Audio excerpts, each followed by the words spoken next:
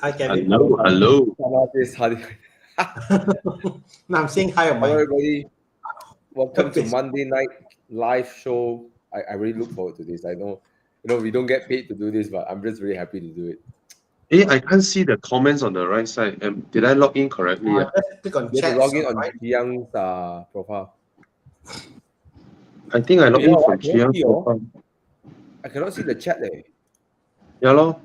Oh, there's a tool on the right hand side. They Yeah, I saw changed the that. interface. Okay. Car buying questions. Okay, come on. All your car buying questions. Yeah. Yep. Let's wait for more people to come in. Share this live session. You're watching on YouTube. Yeah, all on YouTube. Yep. Yeah, watch on. Facebook don't want to show. Facebook really damn shit. Got one from Facebook. Henry Steven Yuan. Yeah. So maybe When? guys who are watching now, just Hi, Jensen. say hi to us. Oh, my M2 Com is finally sold. All Wow. counting ready. Congrats. Yeah, happy for the buyer. He has gotten the car full PPF, brake lines, everything done. Like went to PPI, nothing came out. That's the Thomas. thing. Nobody. I mean, like the cars that needs to be driven hard, right, needs to be changed parts often. So the parts are always. I mean, I just changed new brake discs and stuff like that, new brake pads. Yep. Yeah. What's that, bro? Oh no! I was saying that. What kind of car buying advice show is this where we celebrate someone sell their M2 Com, and then looking forward for the same guy to buy a Renault? It's not a Renault, bro. It's an Alpine. Did you know that the Alpine is named after the Alps? The Alps. That's where they did their first rally and they won. Okay, I see. that's why it's called Alpine. Bro, I'm nicer than Con. Con says an Almera, okay? Maybe Thomas, what attracts you to the Alpine or Alpine? It looks so Actually, I like the car also. I like the car also. So freaking gorgeous. Look, Thana, we are sort of privileged and cursed that we get to try so many cars in our life, right? Correct. And it's like So the Cayman special. effectively is so much of a better car. Cayman is a better car, no question. Correct. Faster, you take a Cayman GTS, tap out this guy upside down lah. But there's something about the looks, number one. But number two, the way it drives, man. The way it drives. I drove the A110S. I just, 5 minutes in the drive, I fell in love. Just the way it tackles the road, the way it leans and rolls, and I think when you come to a certain point of driving cars, the fastest is not really the answer. It's the most enjoyable. Engagement, when I drove the A110S, right? It's like when I drive it, it's like the people who design this car want the car to be pleasurable to drive. It gives you so much engagement. You wait for the car to roll and sit, and then you lift off, the car duck in. It's really, really, really like you look forward to drive it. I think that's the question. I love this guy, the Autotop NL, the way he do the POV videos. Yeah, and you look at the engineering of the chassis. They weld and rivet all the aluminium together. Very little bushing. I'm getting a double stitch welded chassis also. So okay. But anyways, it's the drive. The drive is very engaging, very special. Like something that you can't get from anywhere else. It's funny because you drive so many cars. Something is very different. You're like, wow, this car is so different, so interesting. So it just excites you, like, And I think it's one of the. And I think, Thana, is you look this car, right? You look after 10 years, right? After 15 years, you look at it, it's like, oh my gosh, it still looks gorgeous. I understand. I understand the feeling, Thomas. I understand. I feel you, brother. I get it. And I know a lot of people may not agree with it, but whatever, right? I'm happy. Yeah. Okay, thanks for asking the question. Hey, I would get this over a Cayman. Yeah, same here. I mean, I would. honestly, to me, okay, the question about Cayman or Boxster? The only reason I don't get a Cayman instead of Boxster is that the Cayman is just too good too quiet, too good, too color. There's no drama in it as much as a Boxster. They drop the air you get whenever. So Yeah. you know, Tell being that great. to our friend Mark Francis. Only he likes to do fast stuff. It's fine, but not for me lah. I'm not that person, you know. So yeah, it's a fast car. Well, Okay, let's take a look at some of our questions. We could do a bet 2 years or faster. Which one when you sell the Cayman, get a Boxster. Yeah. Yeah, you should have gotten the Boxster. But anyways, thanks for entertaining our little chat while the questions come in. Yeah. Okay. Shindo's Hirono, UCX3 2016. Oh, I don't like that gen. And the ASX2. Oh, that one also I don't like. Yo. Oh my god. CX3. Oh my god. You really want these cars? What are you after, Shindos? I mean, is it the price point? Is that because the price isn't cheap, 60,000 ringgit for the ASX. It's cheap. It's cheap. I cannot tahan the ASX. I feel like the competition is cannot. It's a like a Santa Fe moment, Yeah. I mean, even as a commuter car, you know, like, it's like, can you get a Subaru XV 2019? Who? It will be at the price of a 2016 CX3. True. The Price Subaru factor. XV is way better than both these cars. Yeah. Way It is better. smaller. That's something we have to acknowledge. Right? XV is bigger than these two. No, like XV is CX3, small. bro. This is CX3, bro. Sorry. I thought CX5 was CX5. Okay, CX3. Forget Yeah, about it. it's CX3, bro. It's like a And Mazda size, yeah. the XV is also bigger than ASX. The Yeah. ASX doesn't feel special driving it, you know. And the Yeah. Subaru is like you drive normal, it's comfortable. Then you push the car like, wow, this car can handle it on the corner. ASX is only slightly bigger than the CX3. Very small car also. I like the Subaru speeding on the highway. Very nice on the highway. Yeah. Yes. I love the way it's suspension. honest, bro. The Subaru. Yeah. It's like ASX go highway is like, Subaru, you drive the XV, it's like your mind isn't prepared what it can do on corners. Like you can't understand how, why. Amazing. Yeah. So yeah. Okay, if you buy the Subaru and it has the lousy Panasonic infotainment system, I'm not joking. This one also I'm not selling or what. Okay, most Subarus that are sold in Malaysia, the XV, right, has that lousy Panasonic infotainment screen. You can actually call up. Very funny. You can actually call up GlassTech, the tinting guys. They have a few of the original Japan spec XV infotainment system that has the proper Apple CarPlay, Android Auto, and all that.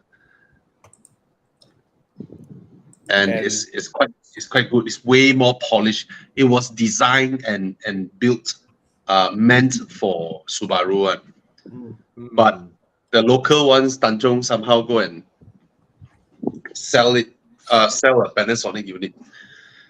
Okay.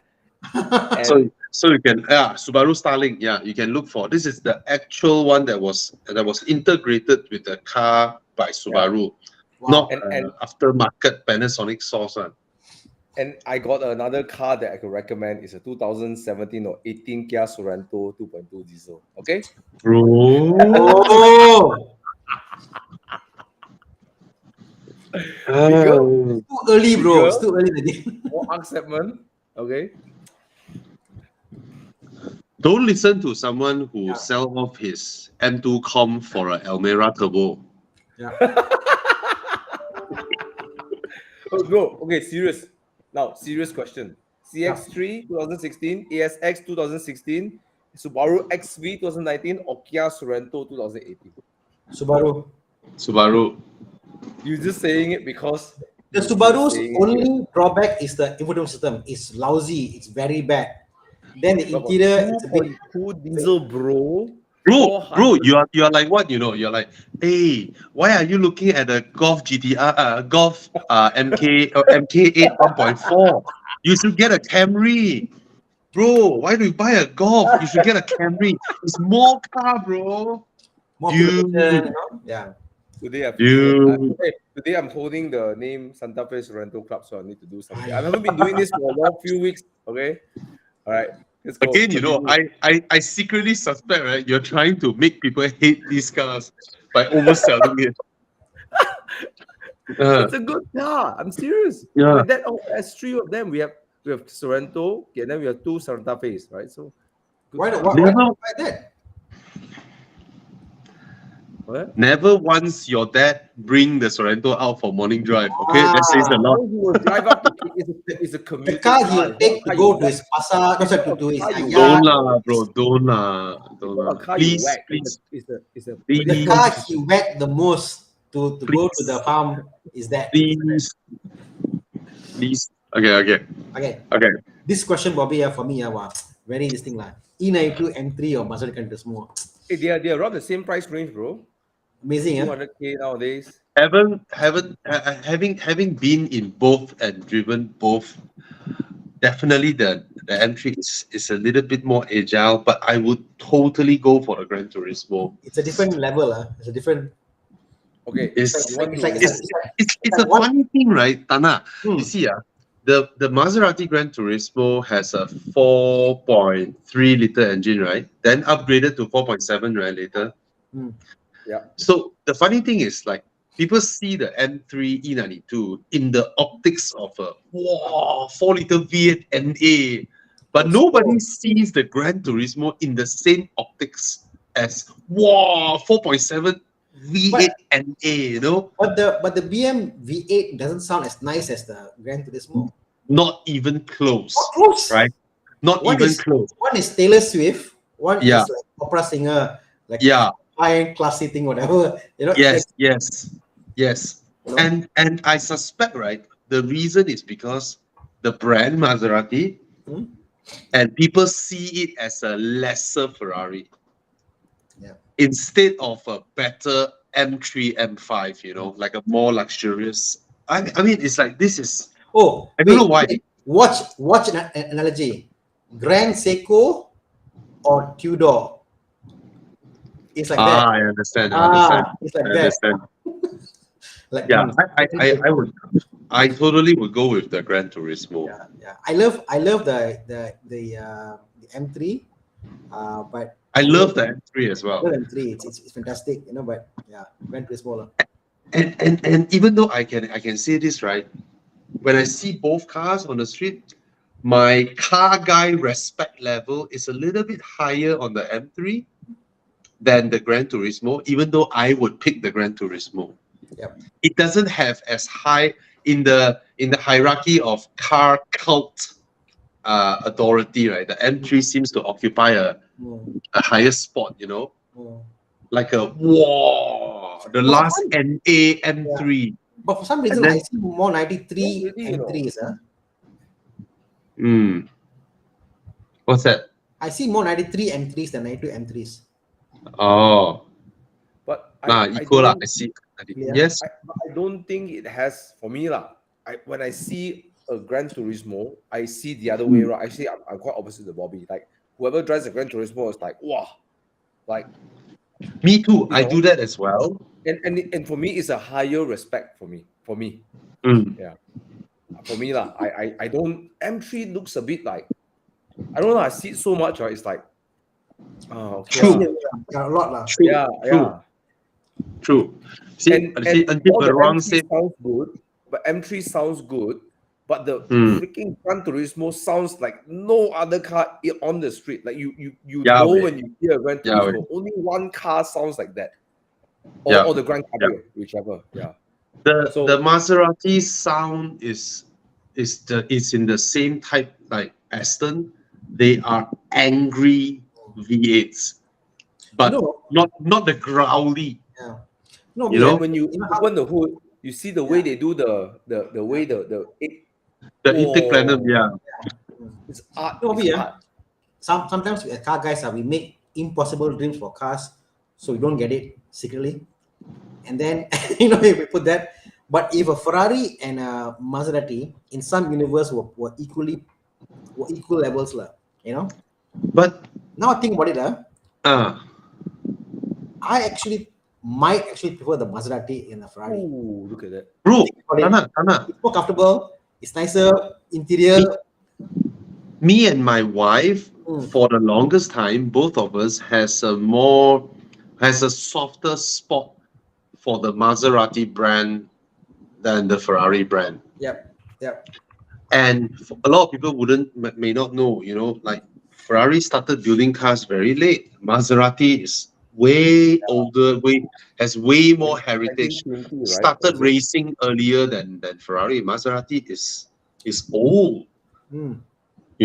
Just that under the Fiat group.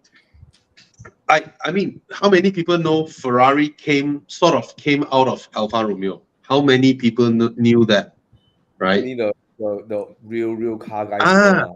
Ferrari was an employee Mm. of Alfa Romeo, technically speaking. Yep. Yeah, he came out from that.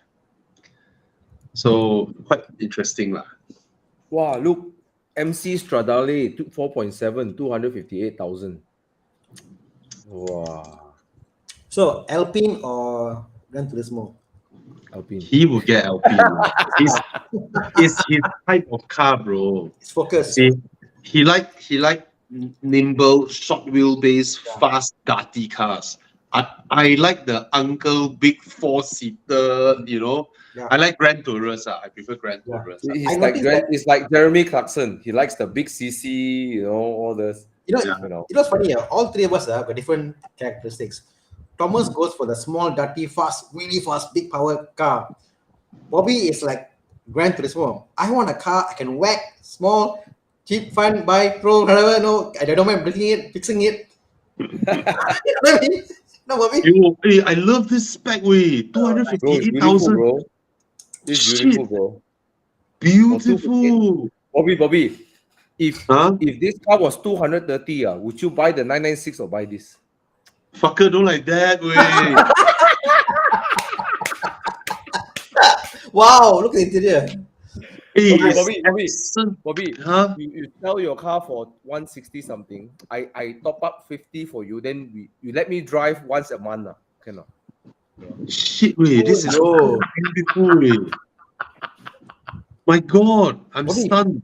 I love sell for 210, 230. Can. No, it looks beautiful. Actually, I don't oh think. My God. I don't. Okay, on this topic, right? I don't think Ferrari and Maserati should be compared. They're two very different cars. Very different. And that's the stupid thing we all say, or people say, Ferrari. They are two different cars.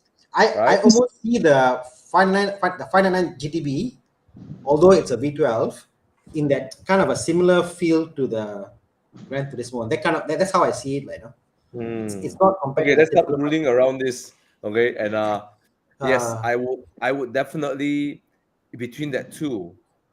To my demise, actually, I'll pick the Gran Turismo. It's so much more Gran Turismo. Yeah, see? What's that? My God, that one is my perfect spec. I like white cars with dark blue leather interior. Oh my God, and it's the 4.7 MC Stradale. My God. You sell the 996, then we top up and get you a Gran Turismo. So Chrome Dome, I hope you answered question. But that's the thing, sometimes Thomas, when I have to repeat, and then it's like you two. The Gran Turismo is so beautiful. Bro, one is like British, one is like whiskey, one is like fine Italian wine. Bro, okay. You want to hear a joke? Want to hear a joke? Want to hear a joke or not? Bobby got so many cars. Bobby doesn't have a 2-seater. Yeah. Well, technically, the 911 is a 2-seater. Oh, it's a 4-seater. Don't believe the shit they say is a 4-seater. Okay, a true 4-seater will be the Gran Turismo. I have true. The Gran Turismo rear seats are larger than my 6 Series or my Rapid rear seats. Proper. If someone offered a damn good price for a Rapid, would you sell the Rapid and get the Gran Turismo MC Shift? No way in hell. not even comparable. It's not even close, you know, bro. You just sit inside the car, right, for half a day, right? Then you will regret your decision already. You see the gaps of the plastic, and then you see how the Italians build interior, right? Everything, everything that was finished in aluminium in Aston Martin is finished in plastic. In plastic. Plastic in a Maserati plastic. You know, the British would mill the part out of aluminium. The Italians would say plastic break normale. Yeah, fuck. Let's change the topic. So many questions coming in. Okay, let's catch up. Okay, let's do this. Normally. Okay. Would you rather get a Boxster S over the S2000? Both are not Italian, so don't get anything. I'm on a Boxster overdose. I drive one every other day. I got 2 Boxsters. Every other day, my friends car come. Thana, drive my car, check my car. So today, my answer is maybe S2000 lah. I got Definitely S2000, to be yeah, honest. Definitely S2000. Yeah. GR Supra 2.0 or GR86? For me, it is the Supra. But 2.0. Yeah. Hey, the engine is gold way. B48 is Gold, agree, but is the way how dynamic it is. I think the funny thing is, here's the funny thing, although the Supra GR86 was built as an entry-level sports car, okay, the GR Supra looks more grown up than the Supra. Can I ask you guys something? Supra, you know? Guys, can I ask you all something?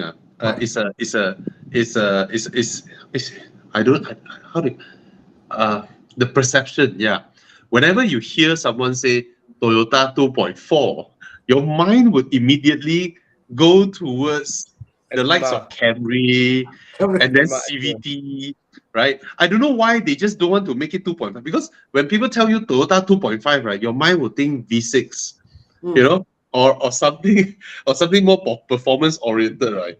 But then when you hear 2.4, your mind just goes, you drift into the CVT, the family car thing.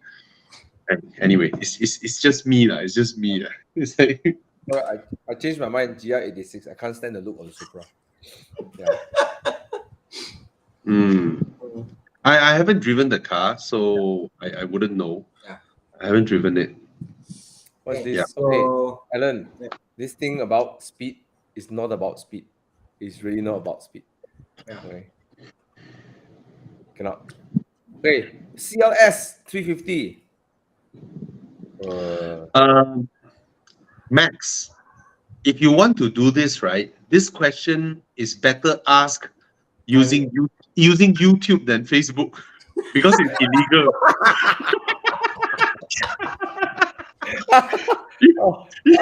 You ask this question using YouTube better, you know. People cannot tell who you are. You ask with Facebook or what, everybody knows you.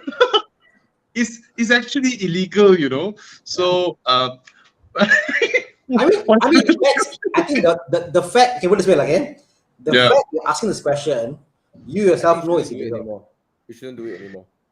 But the funny thing is this, you know, is what's called a gray area until the officer decides, you know, because the thing is, if you buy the cheapest shit property you can find in Sarawak, put your name there, and you bought a car in Sarawak, you can actually ship your car over here and use it completely legally. No, bro. The car registered to that address. No, Bobby. On the grant, on the taxa, it says to be used in Semenanjung. Yeah. So because the duty goes to the government, the state government. Yeah, but this is a used car. Yeah, same thing. No, Sarawakians have the benefit of working in Semenanjung. We cannot work there. Okay. We cannot work there. They can work here, right? They can bring their car over here. Okay. It's a benefit given to Sabahans and Sarawakians. But when they renew here, they can't renew Sarawak. They can renew back in Sarawak. All of them renew their road tax in Sarawak. They don't renew here. But the car isn't legal to be on the road. Yeah, that's the point. Bobby, even me, without a house. Okay, even me without a house, I can go and buy a Sarawak road tax. No issue. But it's illegal, technically speaking. Legal to buy. Yeah. Legal to buy, not legal to use. Yes. Yes. Even for Sarawakians. But if 3 of us now join names and buy that house, 70K, got our names there, if we're able to buy that, and has our name there, then that's our registered address. Then we buy whatever cars in, like you saw a car in Semenanjung, you say, hey, I want to buy the car, but please ship it over to Sarawak. Then you register it in Sarawak. Then you'll be subjected to that thing. So it's like put it this way. People who come to car meet and they point at other people's road tax, hey, you Sarawak, this guy will be banned. Right? As car guys, right, we just don't want to go there and scrutinize people's, road tax or whatever, this kind of thing, we come out, we meet friends, and then we use our cars, that's it. And whatever thing you want to do with it is none of our So technically you can do it, but so they only clarify here. So it says here. Yeah. Malaysia, within 3 months you must change. Yeah. So you get the same thing as Langkawi. Here's my opinion. Yeah. Okay. I see. Okay. A lot of things. Okay, but here's the thing. Like I say, Bobby, you don't kacau people, road car show or whatever car meets. But my opinion is, if you can sleep at night, do it. Up to you. Exactly. If you can't sleep at night, don't do it. Finish story. Okay. All right. Exactly. Not every country has every system or process that is 100% perfect. Right. If you want to try and exploit it, you go ahead. I won't judge you.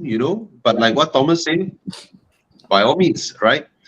And Okay. Okay, so, this guy asked a few times. We want to help him out.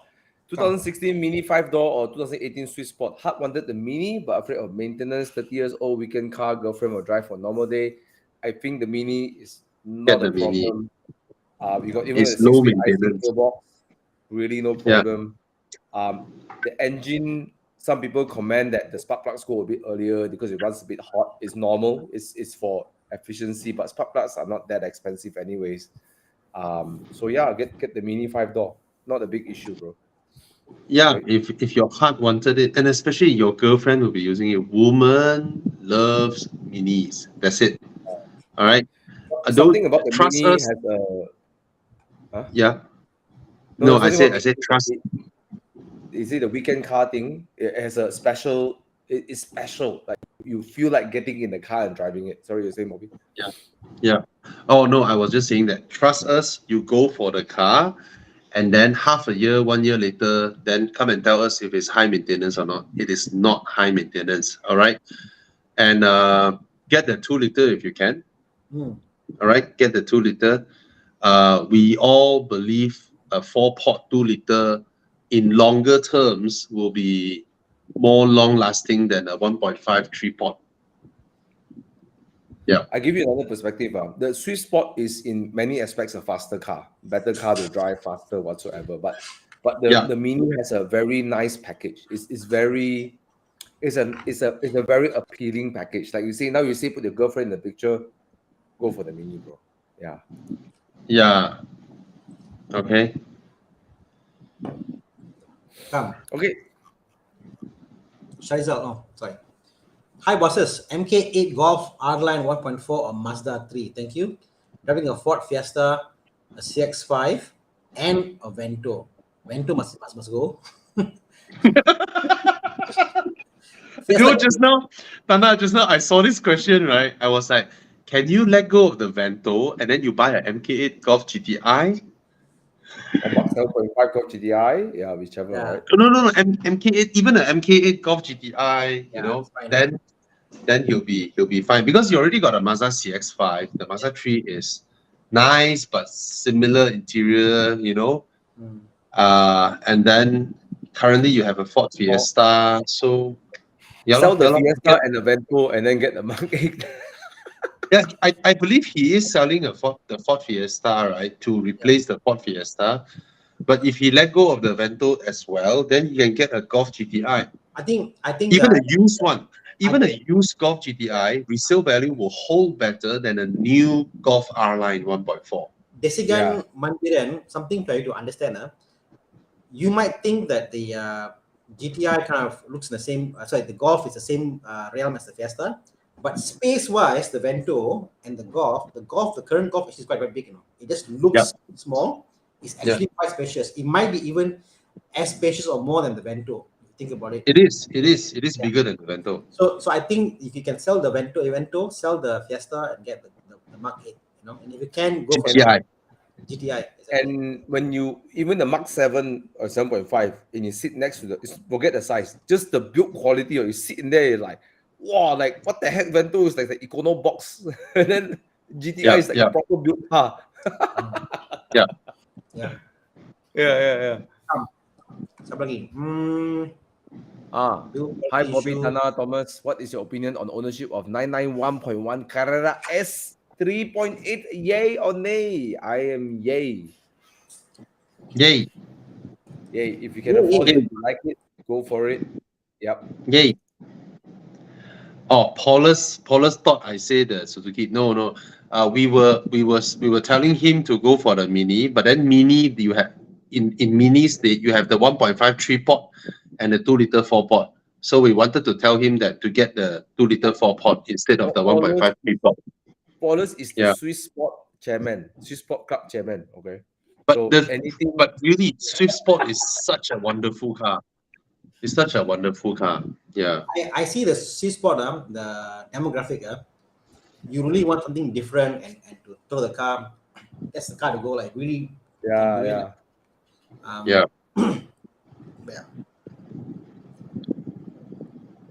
What's the best value? I did nothing. Oh. My hands are here. But I agree with Chiang. Okay, I digress. Okay. let me fight this case now. What's the question again? Let me best 7-seater. Okay, I don't agree. Okay, go on. Sold in Malaysia, easy to maintain, easy to find parts, easy to find parts or not, bro. Easy to find parts. Easy. What were you living in, bro? You think Korean cars hard to find parts? Refined driving, bro. Come on, bro. Have you driven any of these? Have you driven this? You're holding up the diesel saying refined driving. Come on, bro. Have you driven one? It drives. I've driven. Almost like it drives almost like a German car. The way it goes, it's like. And then the way it sits, and the body, the way it drives, and Napa leather bro. Napa leather, bro. I think you're doing a very good job making people hate the Santa Fe, but yeah. Wait. He's saying I have a Kia Sorento diesel. You see? No lah. That's one. He's saying Nobody has one. You see, he doesn't want the Sorento, bro. He wants something else. See, refined driving. Refined. Hey, my V-Stern, I'm sorry, bro. That is as good as you get in that kind of price range. It's a really good car. Okay, Thana, suggest another car. Since Thomas always look at this only, I'm trying to not get caught. See, I'm trying to think and I will say what you can come back. Maybe a X5 3-liter, S5 3-liter. Okay. The one is a very 120,000 ringgit. Yeah. Pretty good. Bro, do not underestimate Mr. 183. The fellow well to do, okay? Okay, if it's refined driving, right? The CX-9 is more refined Hmm. than the equal year X5. Ngam. You know, the Yeah. CX-9. Yes. But you pay so much more. Hey, 145,000, Okay, right. 2.5 turbo, Mazda CX-9. I mean, this car power-wise it's going to last you a long time. Yeah, you have to go and test drive this Bro, car. this car, even in 5 years, the new car that comes out may not be as powerful as this car. That's how God level. Yeah, but for the same I tell you, price, you can also get an XC90 for the same resale. 2016 17 also thereabouts lah. Low You cost. but can also get an interior XC90. wise, CX9 much nicer lah. Mm, Yeah. Cannot fight. okay, but these are not proper 7-seaters. You know, these are SUVs with 7 seats. You know, they are not as spacious as the Kia Carnivals. You know, They are called or 5+2 lah. 5+2 in the more fair way to say it. Yeah. even though adults can fit in the XC90 better than the CX9, but they are not near those of like Estimas or Kia Carnivals. Yeah. Okay. Oh, I like this question, Bobby. This is great. Mhm. This guy, Fidaus, Yeah. all his family cars are 2 doors. Fantastic. Family, 1 kid. True, very nice. To be really stupid, do you think a Cayenne 3.2 or a L322 Range Rover diesel? Wow. Sorry, what is a L322? I don't know Range Rovers, so I can't. Two generations L322 before. Range Rover. Oh, nice Oh, way. I'm seeing it now. Chante. Oh, the previous gen. Hmm. 2 generations 2 before. generations ago. Yeah. I actually prefer the Range Rover. Is it 30 odd Yeah. K Range Rover? Sorry? Is it 30 odd thousand? Is that the price range? No lah, this one is more expensive. Oh, This is more expensive. This should This is the beginning of Jaguar Tata. wait, this should be anywhere about 2011 Range Rover. 2012 onwards, I believe. wow, not cheap. 2011. 2002, 2012. Sorry, 2002, 2012. Yeah. Okay. So 50 odd. Yeah. no, 120, 100K. Oh, yeah. For 100K can get better cars. I mean, different. I will know lah. Actually, I like the look of this car. You know what? I It's don't. damn nice, way. This car is I like damn this car. nice. I like this car. It's really damn nice. It's damn the shape nice. is- I love the form factor, and yeah, if you get a diesel, Yeah. quite ideal. I would pick You know- this over the Cayenne. Hey No, guys, I'll keep the Cayenne. Range Rover interiors are so underrated. Yep. You have to Yes. really sit in one and touch everything. Then you know that these guys are proper with their interior. You know, our Proper, family, proper. we had Discoveries, right? Mm. And then when we got the Range Rover, right, it's like wow, like it's like lux. The only reason we don't drive the car much is my parents and my grandparents always complain it drinks petrol like crazy. We had that 5 liter something, I can't remember lah, you know. But I remember it being butter smooth. The way it goes down the road is so comfortable, you know. Hey, their interiors are in the realms of Bentley, Rolls Royce, and all that. That Proper. era, yeah. Yeah, I proper would- stuff. Way. Yeah, sadly we didn't have that for long. I think for 3 or 4 years, my dad gave up on the car. Yeah. Yeah. But I would pick the Range Rover above the Cayenne. It's something Same. about the look of the Range Rover. Just even though it's a 10-year-old car or 12-year-old car, you get it nicely done, you polish it nicely, you know, and you get it nicely done. You roll down the road, right? It's like, wow, still a Range Rover, you know. I love all their metal switch gears, the knobs, the door handles. All these are all are solid mill metal stuff. Fantastic, right? Their interior. Here's the other way to look at it. both also you're going to spend time maintaining the cars. I might as well just go with the Range Rover. Say again, both what is what? Both also going to give you trouble, you know. So, you know, I might as well go with the Range Rover. I don't know about Range Rover, but if it's a diesel, I think they will be more reliable because diesel. That's the plus point about diesel. Cayenne, the parts can be expensive. If you go for SRs, don't lah. And I just find the 955 Cayenne SRs not as good as the. You know, I finally I got a, but it's so cheap.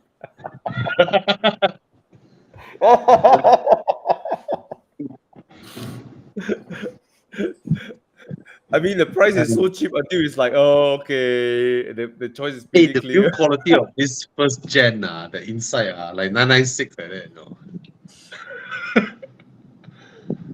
No, like it's better than NX lah. Better. Don't lah. Get a Range Rover. It is crap lah, please lah. Admit it lah. Get a Range Rover lah. If you want peace, don't want problems, then you don't want peace okay, then they're okay with either cars lah. Hey, but the Range Rover is so nice, Range Rover is way more epic. Range Rover is looks expensive. The Cayenne just looks a bit old. It's fine to get it, but the price speaks for itself, lah. You know, I don't know, man. Everybody that hasn't owned a Range Rover tells me they are not reliable. But all of my friends who have owned Range Rovers, they continue to buy Range Rovers, and they say they are fine. My dad was a hardcore Land Rover Discovery fan. The Range Rover. Then he had issues with the gearbox, fix it. Then transfer case, fix it. It's like, you know what? I'm done. He sold both his. So all the Range Rover and Range Rover. But yours are the older ones, right? The TD1, TD2, the Discovery. But the older generations. All things said, right, bro? I had this interesting conversation with my girlfriend. We're moving to Putra Heights, right? The Glades. Then I was thinking, she's like, hey, you sure you want to drive your Spyder, your Mini Classic, or your Alpine around this area? And then I'm like, yeah, a bit scared lah. Then she's like, you should get something more. We discussed, we said we should get something more inconspicuous, you know. So I'm thinking about a Swiss Sport Auto, you know. Let's get a Swiss Sport Auto, don't give a, you know, like whatever, right? Then I can go Thana's workshop, you know, nearby our house. Go see Thana. Then I think if Thana's workshop also nearby, I can get a Range Rover. So anything wrong, I just send to Thana's workshop already. Thana, my car cannot start. But Range Rover, bro, very nice lah. Interior, it's worth upkeeping lah. You know, I get that car, like, you know, whack me lah, whatever lah, you know, like just, you know. I've recently also been in love with the idea that TJ wanted to get the old Cayenne to go off road. That's an amazing idea. They put it this way, bro. If you drive that old Range Rover, nicely polished, you drive out to a Shangri-La's 5-star hotel, you know, the lobby, you come out, okay, you know. You drive the Cayenne, it's like, hey, why you? Oka. Oka. Okay. Sorry. We missed so many questions, bro. Guys, I tell you, if you haven't answered your question and you're still watching, and we haven't answered your question, can you please let us know if you want your question to be answered? Okay, this guy asking Charan versus Santa Fe. I do not like the Charan or the Touran at all. The Charan will have way more problems than the Sorento. The Charan, the gearbox, 100%. The engine, the wear and tear is high. But if you want that space-wise, Charan is fantastic. It's a lot of space, comfortable, big, sunroof, moonroof, panoramic, all that stuff. You know, it's great. You know, but just be prepared. Okay, I have when I went to Europe in 2012, right? This generation Charan is already there. So I actually wanted to rent an XC90, but because there are 6 of us, and then with luggage and all that, so the rental car company say, "Oh, you better get a Volkswagen Charan. You know, is a MPV, is more spacious, blah blah blah." So I was like, "Oh, okay." Then she handed me the keys. So I went to the yard where they have all the rental cars parked, and the XC90 is right next to the Charan, and the cars are all unlocked. So I opened the doors of the Charan and the XC90. This I'm talking about the old XC90, yeah, the old XC90 here. Previous gen. So yeah, the first gen. So I opened the doors, the Charan doors, blah, the XC90, everything, right? I sat in all 7 seats, all right? And I compared the boot space, everything, right? The XC90's 3 rows, the first gen, is comparable to the Charan. Wow. I was so surprised. So I went back to the lady. I said, I wanted the XC90. She's like, you sure? And I saved like 40 pounds. It's 30 pounds or 40 pounds cheaper per day for the XC90. Wow. So eventually I got the XC90.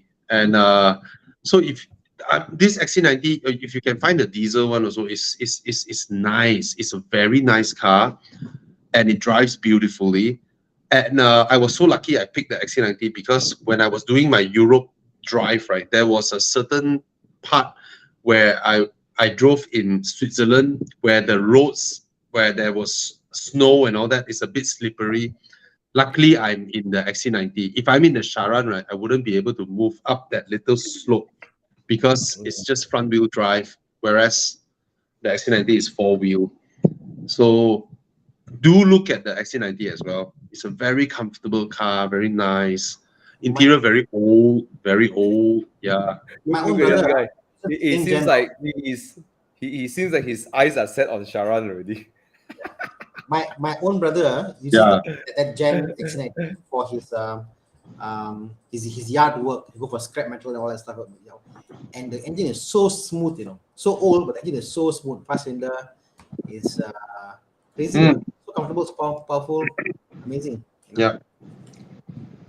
All right. Okay. This guy asked a question about his Vento. So question is, old Vento, 6 years, high mileage. Current price 19K. Is it worth keeping for longer term? I guess at that price range. I mean, it's a tough question to answer because the value of the car isn't really high anymore. Plus the mileage is pretty high. Unless you will need to top up some money and take a loan again to get a new car. If it's just your workhorse, just continue driving it, But yeah, I find at this kind of usage in 6 years, you probably will start seeing the car giving you some wear and tear. Not that it's unreliable, but everything in our life has a cycle, There's a wear and tear. Certain sensors will go. Maybe I don't want to jinx it, but maybe some things like will go over time. So something you got to keep in mind that you probably spend another 5 to 10K over the next 2-3 years. Yeah. I personally, since you're going to use it, seems like you're a high usage kind of guy. I would get, and I know if you're going to use it for work, your family and stuff, probably move on to something newer worth paying the expenses. Tell us your plans, or tell us what are you looking at? What are your options? What's your budget? And what's the then job? we can help you better. Do you need the driving a lot to go cross country and stuff? So that would help. Just on the question of keeping the car, I think your car at 19,000 is different than a 19,000 car you could buy in the market. But see, for example, if let's say it's a 19,000 car today, but you've done everything to it, the 180K you've done, you've gone through a new engine and piston and conrod and all that stuff into the car, and the car is not worth to sell. For me, I might keep it, because it's not worth selling. But if you're already seeing show of age coming together already, then 180 is very high for a car, for a Vento, Yeah. Yeah. Okay. That being said, a 3.6 liter Porsche Cayenne is only 28K. It's only 28,000, and this one is the facelift. Thana is like, his eyes is like, I think I want to buy this, Thana. No, Mm. someone today messaged me, got a turbo for sale. I said, no lah, but yeah. I mean, prices are quite cheap if you want to. But no lah. Cayennes you buy, you got extra cars and not for high mileage use, and the fuel on it, it's not low. Oh no, I'm just saying that a 19K Vento, if he's able to sell it, isn't such a bad deal because the Cayenne is 28K. Okay, I see. And the Vento is probably higher mileage than the Cayenne, you know. Yeah. Exactly. Okay, Sherman, you drive an open top. You know why people look at you? Because, hey, what happened? I want to help this guy. He said, I really like the MX-5, overcome driving without feeling awkward, uneasiness, open top. And he's shy, right? Sherman, you know people look at you when you drive a drop top because they say, I wish I could do that too. So it's nothing about you, it's other people wishing they have what you have. All right. So don't make it about you, it's about other people. All right. If you love it, just I enjoy have it. that same feeling. Maybe in the first 1 or 2 months when I had the BMW, the convertible. I have the same feeling as well, that I feel very awkward and uneasy, that people are looking at me, that kind of feeling, but it will go away after a while. So it's just something you need to get on with it. Do you have that feeling, Thomas, when you first got your Spyder? A bit, but I quickly got it that people look at me because they're like, oh, Mhm. like it's nothing to do with me. Like it's a bit psychological. You think it Yeah. has to do with you. It's nothing to do with you, bro. Yeah. It's just other people looking at you and going whatever they say. But at the Yeah. next second you drive past them, you won't see them anymore. Whatever, you just continue on your life. Yeah. Shimon, I've got a different point of view. Like, depend what convertible. Not like MX-5, people will smile at you. See, when I Yeah. drive my Boxster being yellow, I drive to Cheras, Ampang, whatever place to, everyone will see me and smile because it's a yellow Boxster. It's happy, it's cheerful. They look at me, they smile, they say they wave. Kids see me and I smile. Then they wave back, happy. People are happy to see it. Same as the MX-5. It's one of those cars that if you drive, let's say, I know, California. California, then they might look at you like, okay, I don't want to smile like guy. I keep quiet first. Don't know who is he, whatever, Yeah, MX-5 is a car that if you want to overcome shyness about driving convertibles, buy an MX-5. That is the car for you to start the journey, like, Or a mini convertible. Mini convertible. People learn. But look, Sherman, again, I know I say it so many times, don't make it about you, bro. I know you're shy. People look at you, is them, it's on them. Whatever they're saying, whether they're envious of you or they wish they had your car or they think the car is cute, all those are not you. All right. Just buy what you love, bro. Or if you buy the BMW 6 Series convertible, you will think that people are looking at you, but actually the fact is people will purposely don't want to look at you because the BMW have this action, this Lancy vibe to it. It just carries that vibe. And this guy is selling it below market value. You better snap it up. This guy is really selling cheap. You should snap it up. And if you buy this car, people will think you are Bobby Ang because Bobby Ang had the same color, Paint the Bro, car blue. I should just get it, right, bro? I should just get one. Should we go crazy together. Maybe I told the story. One day I saw your car. I was on the bike and I chased behind the car and I honk the bike and then I waved. The guy never opened the door. I said, why Bobby so clumsy today? Don't open the door. Then towards the end, the phone opened the door. I see, who am I? I see it was someone else that's driving your car. Yeah, Darren will say cosplay as Bobby. So, bagaimana cosplay? Cosplay as Bobby. You want to see? Bagaimana cosplay? Let me look at Chiang now if he's looking for my video. Saya tolong you. Let me find it. Yeah. No, Chiang, no need. So you can be Bobby Ang too if you buy A 6 convertible.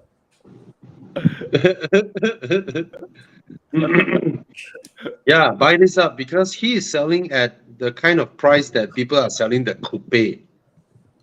All right, so this is below market value, so you should buy it. Anyone who's looking for a convertible, very low maintenance and fantastic car. Okay. See? Oh, Jensen said, playing good driving tunes helps me with overcoming the feeling of awkwardness driving open top. Fucker. Cosplay. Pergi mana? Pergi mana? Nak pergi cosplay fair. Cosplay. Okay. Hey bro, Okay. it was effective. It was a very effective ad because I started renewing my road tax using my EG. And every time I go to the website, I say cosplay. Okay. Light 2011. Was there a Mandarin version, bro? No, Huh? Was there a Mandarin version of that ad? I think there is. I can't recall. Okay, with the budget of 140,000, get the Mini. Your wife would love the Mini more. But actually, if she prefers the A class, then you get the A class. If she prefers the Mini, you get the Mini for her. Generally, woman looks prettier when they drive a Mini. I would say this. Yeah, somehow they just look sexier and prettier. Yeah. The Mini, please try to go for a 2-liter, right? Try to go Yeah. for 2-liter. Yeah. The engine is much more refined, and from my understanding from other people who used it, they found it more reliable, the 2-liter. Yeah. Okay. The Mercedes, I had a female driver looking to buy one, and she saw the interior, like, wow, very nice and all that. She drove it, and then she like, wow, why so underpowered? So the Mercedes doesn't drive as well as the Mini. So yeah. The gearbox on the Mini is better than the Mercedes one. So I would pick the Mini. I think it's a nicer drive over a long period of time. But again, Even the overall build. Overall build quality, interior fit and finish. I mean, your Mini goes a bit rough. You can accept it. Like when it goes over bumps, is a bit you can accept it. But when the A class goes over bump like this, is like, yeah. I would, but then I would say take Bobby's advice, whichever your wife likes. Yeah. Okay. Yeah. All right. What's next question? Come. NX 200T, NX 300. Oh, this one, Atisha. Exciting. Just collected his 4.2 diesel. Congrats. Wow, congrats, bro. I only think I think the newer Cayennes SS is actually quite nice.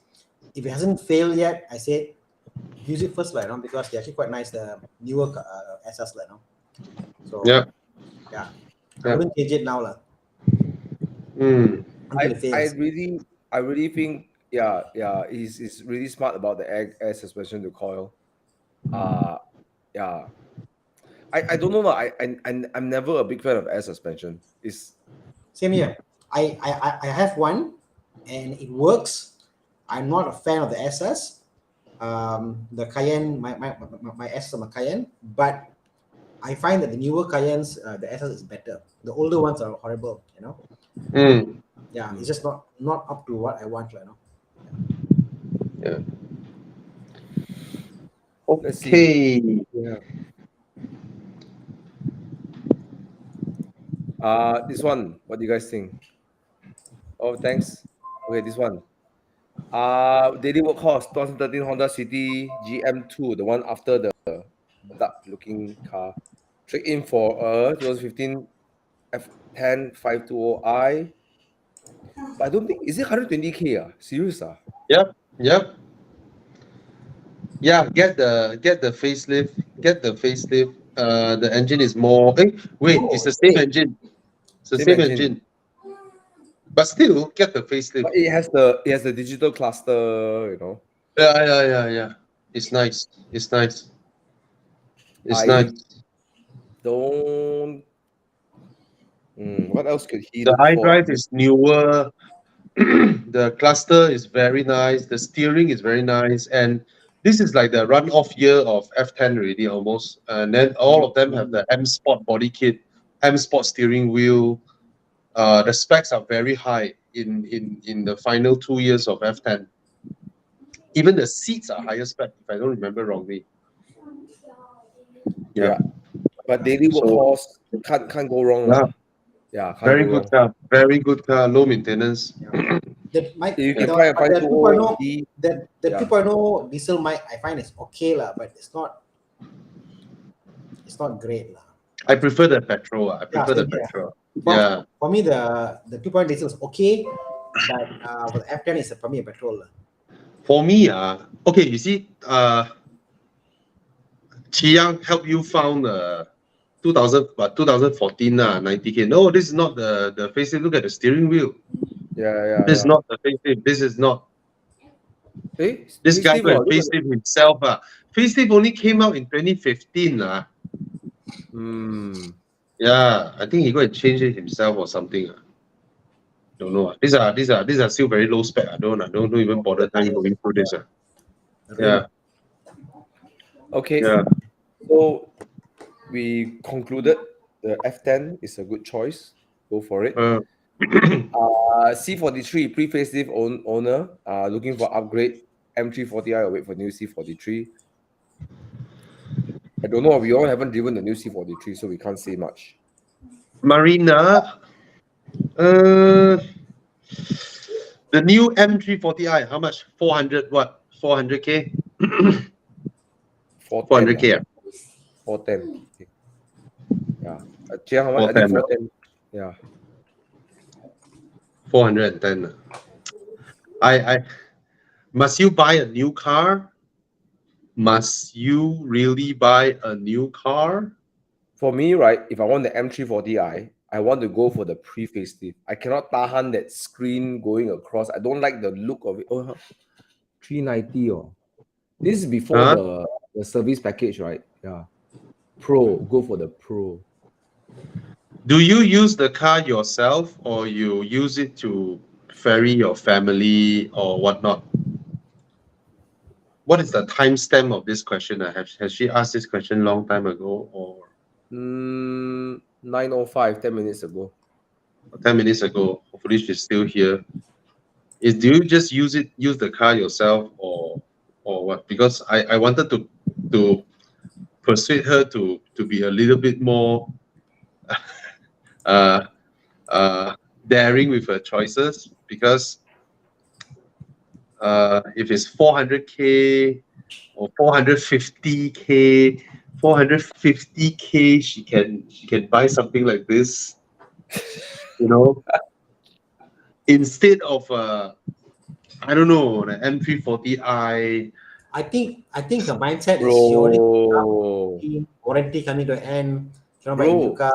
Bro, that's not a.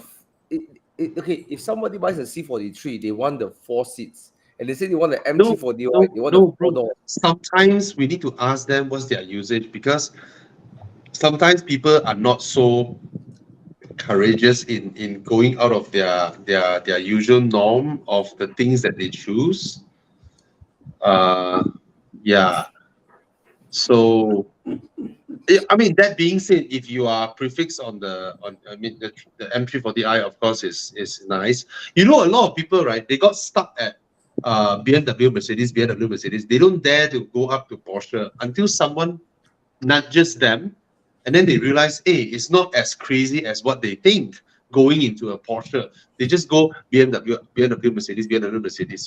Like some people whole life Honda, Toyota, but they can easily afford a Mercedes or a BMW. But in their mind, Okay, Cayenne 3.0, 957, 958, you can get. Cayenne. Yeah. If it's a commuter car, fetch your family around, maybe consider a Cayenne. Yeah. Even very, but 2018 Panamera, 400K, 419K, beautiful. Look at it. No, Chiang, I'm looking at the 2017 that is so beautiful in this gray paint, and it's 419,000. Right? It's also 300 plus horsepower. Hey, it's the new current Panamera way. And if a lady in a Panamera, isn't it beautiful? Because you are already at the C43, M340i kind of level, kind of car. You keep rotating here, doesn't make sense. And I know you these cars may be big, but it's beautiful, it's nice. Or maybe change to a Macan or something, but the new Macan is coming up, so no point buying the current one. So yeah, Macan so will be a downgrade in size and everything. I think. Yeah. So let us know, Marina, or if it's just you yourself using the car, you can be a bit more daring with your choices, or maybe go with a Porsche Cayman, right? Or a Boxster.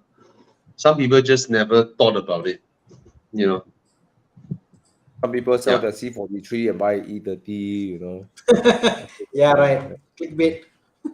Clickbait. Clickbait, fucker. Clickbait. What? Yeah. No, I'm serious, bro. I really replaced it, Bro, don't laugh. Okay, come. Wait, what's next?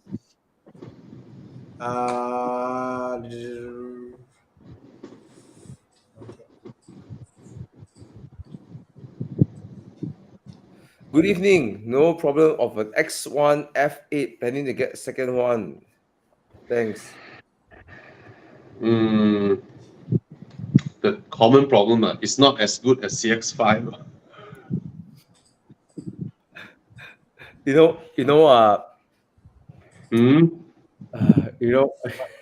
I asked a very seasoned BMW salesman and a BMW loyal fan. I asked him, would you drive an X1 or a Countryman? He's like, Countryman. He's like, Countryman. And like, why? Everything is so much more premium in the Countryman. Yeah. It's the same platform, by the way. So, but the X1 resale value is cheap, bro. How much is that? The X1 is cheap, 90,000.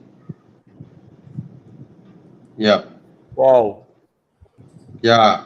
The same generation Countryman would be a lot more expensive. Cannot fight. Yeah, cannot fight. Yeah. So it's good value.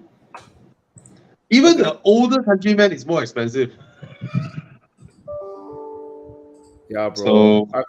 Countryman seems to hold value pretty well. It's strange. I mean, it's a cute car, desirable, Minis generally hold value very well, especially the F series. Surprisingly, I remember in 2017 or 18, I sold the 5-door Mini at 140,000. And look, today it's still like 100 something only, like 5 years. Okay, put it this way: max speed.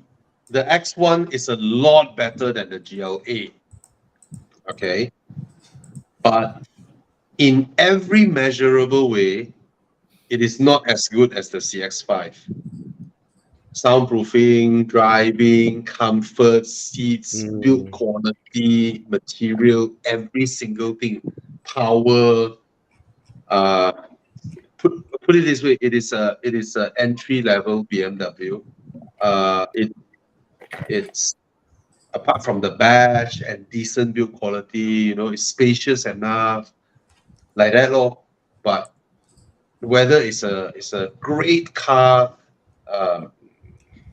it is not that compared to what you can buy that for your money, So in terms of common problem or not, okay lah, it's not hard to maintain lah. If you really, really love it, then you go for it. All right. But if you're okay with the Countryman, not the same generation Countryman, get the 2016, 17 onwards Countryman, then that one is really nice. Really nice. Okay.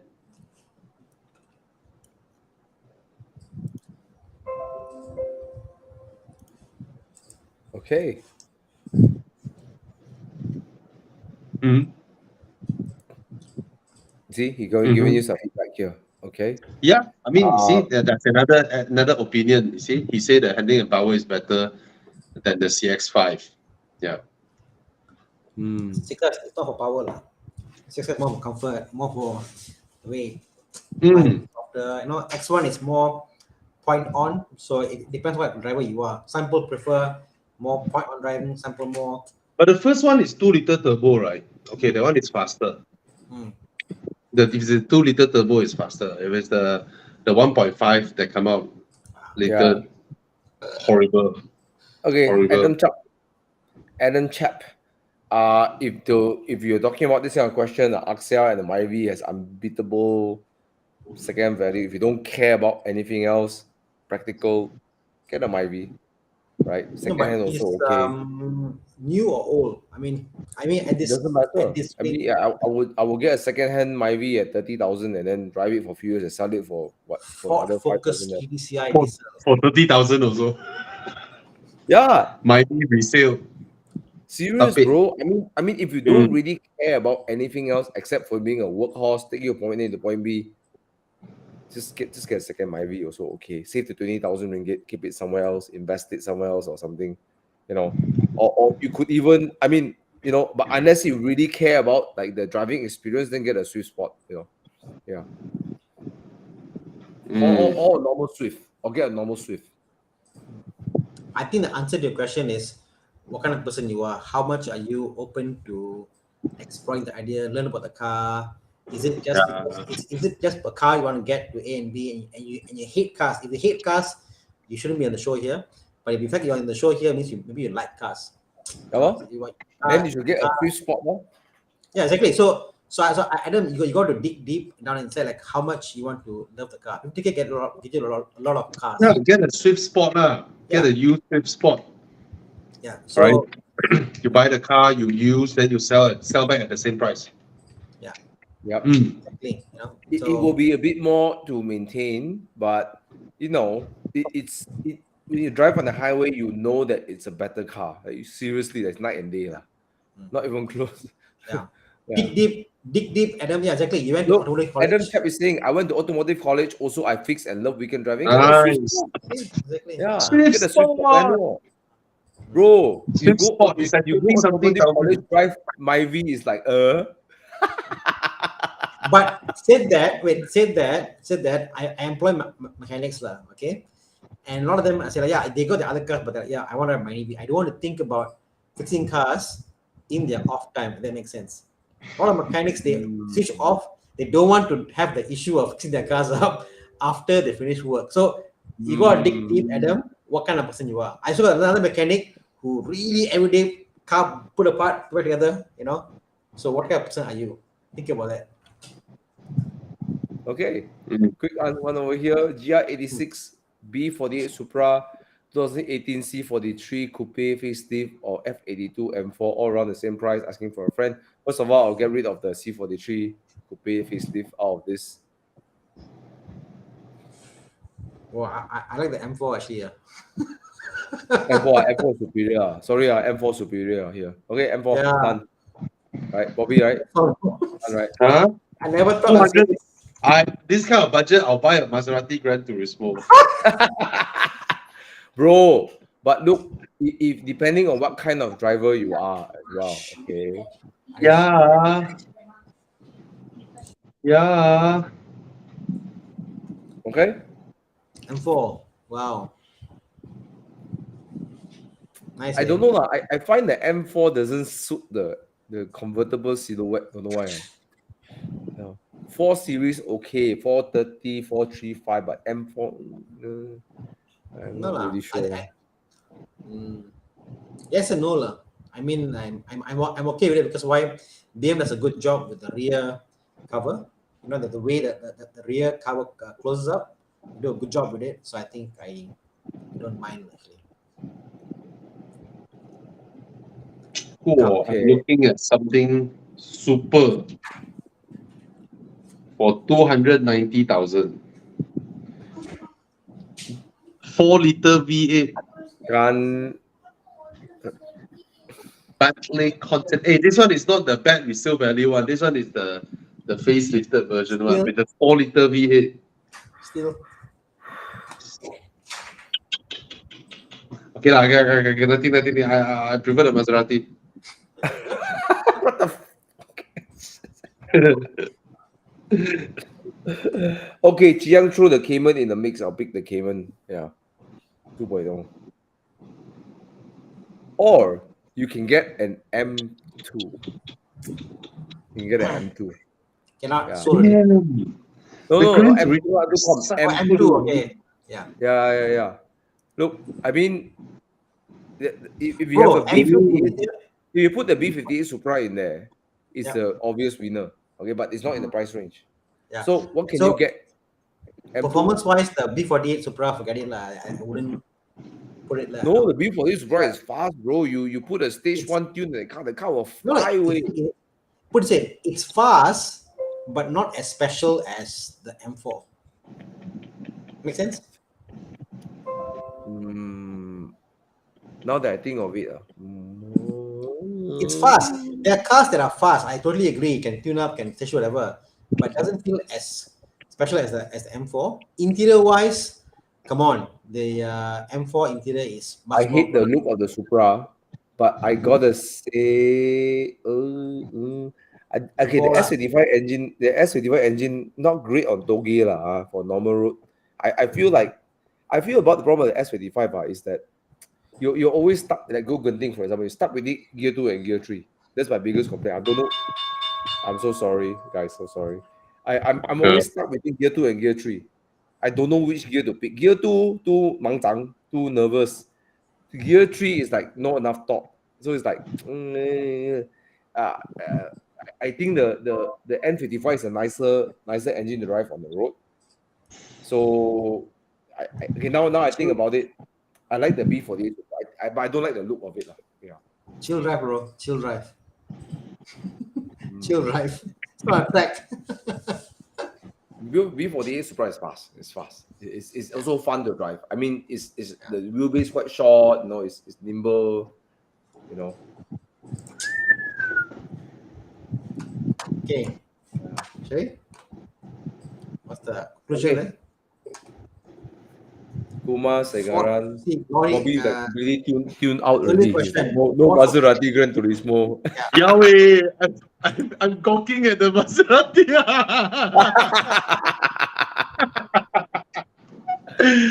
Oh my god, it's so nice. Hello, MC Stradale, right?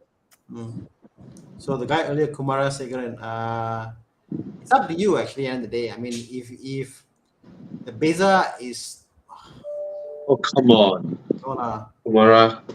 If that's the case, just keep the Vento. Yeah. Finish off your Vento. Finish your 2-year loan. You hold on for another 2 years. Your car will become a cash asset. Okay, because now you still got 2-year loan to repay, right? You still have to pay. But if you just hold on to your car, you finish your loan already, you immediately sell your Vento. It's a cash. Then you put somewhere, and then you take a loan or whatever, get another car that is more suitable for you. Let us know lah. Don't like, oh, I want to refurbish my Vento or whatnot. Just hold on to the car. Don't spend any more money on your Vento. Hold on to it, use it until you pay off the loan. It's immediately a cash, right? It's immediately a chunk of cash. Don't have to get a used Beza or something like that. By the time you can buy a used Suzuki Swift Sport, just one car. Fantastic for daily handling, everything, low maintenance, fantastic. You enjoy the car. And then the Swift Sport, right? The Swift, whether it's the current Swift Sport or the previous Swift Sport, you can get the previous Swift Sport for 30,000-40,000. You can take a loan for it. The good thing with the Swift Sport is that it doesn't depreciate. Remember when you buy the Vento brand new, it was 100,000 or 90 something thousand. Today is 19. 2 years later, probably 12, 13, 14. Nevertheless, it's still cash. You keep your cash. You buy a Swift Sport. Your Swift Sport will be your daily car, and it can hold value. You drive, pay your bank, pay. After you finish, right, it's worth 35K, right? Then try and get this type of car. You build up your cash in hand instead of your cash all go out to repayment of your car, and then your car depreciate faster than your repayment. You don't get any retention of value. So you try and move into something that doesn't depreciate and have fun at the same time. Something like this, a Swift Sport. Then you will see your car ownership journey. You are able to jump. You can jump stages. Yes. All right. But I was about to say, Bobby, now that you mentioned this, I think Mm. he can and is willing to take that jump and go for it right now, because now it's left 2 more years loan, right? You know how hire purchase work, right? It's like a personal Yeah. loan in it. You pay Yeah. interest on your full loan price, despite your Yeah. principal is so small. So it might Yeah. be even worth considering selling the Bento for a Swiss Sport, take the cash, move to the Swiss Sport, and then take a new loan. I mean, that is again a personal choice you got to make. Yeah, but yeah, I agree. One thing, don't spend any more money on the Bento. That's for sure. Don't spend money on it. Don't buy a used Brezza. Just hold on to it for 2 years. That's it. Look up. Because if you sell it now, you're not getting anything back. You don't get any money back if you sell it now. Look up a You video. don't get. I did about high purchase loans. The reality is, as what Thomas said, you're paying interest today. What you almost like agreed to. You take 90,000 for example. You're paying 90,000 interest. Yes. Yeah. Although they do calculation, reducing balance, all that stuff, but actual fact you're paying a high interest. You better off just selling it and then buying the same car of that value. It's way cheaper. Yeah, at the last 2 years, you're paying a lot more interest than the principal, right? And you're paying on the like Bobby said, the asset doesn't have any more value retention. So I would think two choices. Now, okay, first thing for sure, I think we all agree don't spend any more money.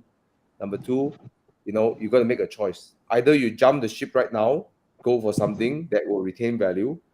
Even a Civic, right, will hold its value, right?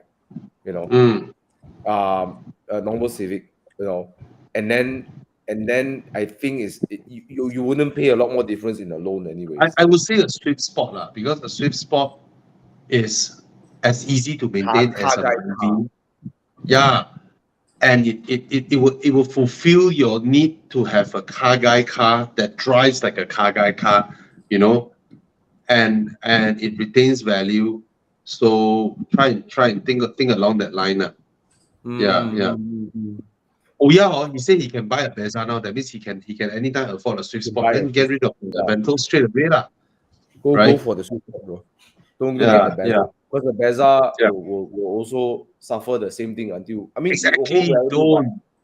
But yeah, You know the type of people that buy a brand new, let's say they buy a brand new Brezza, then they go and buy the top spec, the best spec Brezza. They spend almost 50 over thousand and buy a Brezza, then pay installment, pay, and then once they are done with the installment, like 7 years later, the car is not worth much, and all that.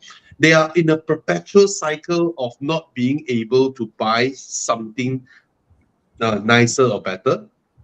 But if you listen to us, you buy something that is used but retain its value, you will see that you have the cash in hand for you to pursue something different, something that gives you more pleasure to drive, to experience. Because like I said, from 25-year-old to 55-year-old, if each car takes 6 years loan, right, you only have 5 cars to buy.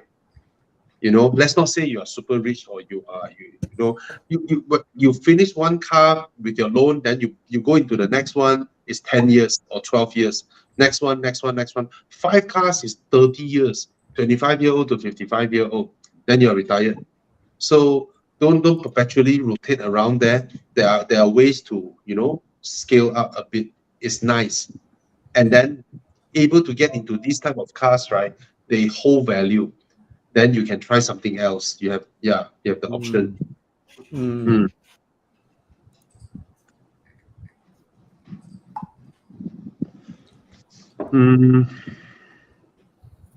Ooh, Mark X GR Sport 3.5. I would say a yay, but it's expensive, right? It should be expensive, right? Mark X. Oh, so nice, guys. So nice. So nice. Okay, so Bobby, nice. if there's any one of the few cars in your garage you have to swap out for the Maserati, which one would you do? Wow. The Porsche have to go. The Porsche. Porsche will go. Somehow, Bobby, I don't know why. Oh, look at that. Jiang, go back. Go back to the I driver's don't seat see one. the Porsche, Bobby. What's that, Thana? I don't see Bobby, the you Porsche. see? Bobby, imagine you sit in there. Look, Bobby. Wait. I listen to Thana first. Thana seems to make more sense. Yeah, Thana? I said I don't see you in the Porsche. Oh. Yeah, because my Porsche is in the workshop. No, that's not what I meant. But yes, that's also true. The last I saw your Porsche, the engine is not even in the car. Way. Because I sent it in to have the engine taken out, ma. Yeah. Bobby is is a very left field person. So the Porsche is so mainstream. Yeah. You know, correct. Exactly. You know, the Porsche is so mainstream, Bobby. Like, Bobby bought a Beza. Okay, Thana, if at that period of time there is a Grand Cabrio, I would have gotten the Maserati. All right. But the fact is, a hardtop 4-seater, I have two of those. I have the RS6 and I have the Rapide. It doesn't make sense to have the Gran Turismo when I have the Rapide around. Yeah, true. It doesn't make sense for me. Even though as much as I love the car, I like the sound and everything, right? And if I sell the 6 Series and get the Gran Turismo, it is on a totally different maintenance regime. You know, this will be like running my Rapide or my RS6, whereas the BMW is like a Camry. It works every day, it's fuel efficient, it's low maintenance. You know, it just starts every day. And I don't need to go Singapore to change clutch and all that, you know. I don't need to do all that. The Maserati is a totally different maintenance regime. So yeah. So that's a question for Bobby. Yeah. Hello, Con. Yeah. Yo, Thomas. Where Con coming, you know, say hi to Con, yo. Hi, Con. Yeah, I see you guys were in a very interesting discussion. I didn't want to interrupt that. No, cause Con every week he comes in, right? Hey, Bobby, your car is still in the workshop. That announces his arrival. Oh, Adam said he will consider the Swift Sport. Yeah, nice. Bro, just go and drive the Swift Sport. Just go and try it. Like, really, it just... Okay, Sinyong asking any updates on Enduro days. Bobby! Jiang! Our planning is the first 2 weeks of December, right? Yeah, that's our planning. The first 2 weeks of December. We decided to avoid the school holidays because which will be very troublesome for a lot of parents. I understand that. It's crazy. But oh fuck. Serious December 17 Chiang. See? Okay. Let's if you don't drive see, that's Porsche, you cannot go to hard. That's the hard part. Okay, can we overlap like the second week of December to the third week so we can go Das Treffen? But if you don't drive a Porsche, you can't go to Das Treffen. Don't care. Just go. But you drive a Porsche. All three of us drive a Porsche. I'm not going to drive my Spyder this year. I'm going to either take my Mini or take the French car. Can I pick my Cayenne? Then me and Thana will go. Wow. Okay. Wow. That's Treffin. Wow. Wow. Another level. Okay. Okay, hey, Bobby, you are a Porsche Yes. guy, Bobby. I see you in a Porsche now. Why? Because that's your friend, even Enduro. And you know, Thana, let's say the Maserati Gran Turismo did not have such a bad resale value. Let's say it is still about 400 plus 500,000, right? I would get the 981 Spyder. Oh, the sound! My God, bro. Different thing lah. Okay, different thing. Okay. I love the Spyder. No matter how, for me, 2-door must be convertible lah. That's it lah. If it is a 2-door, it has to be a convertible. Yeah. Would I you don't need a spend hardtop. 500K on a Spyder? No.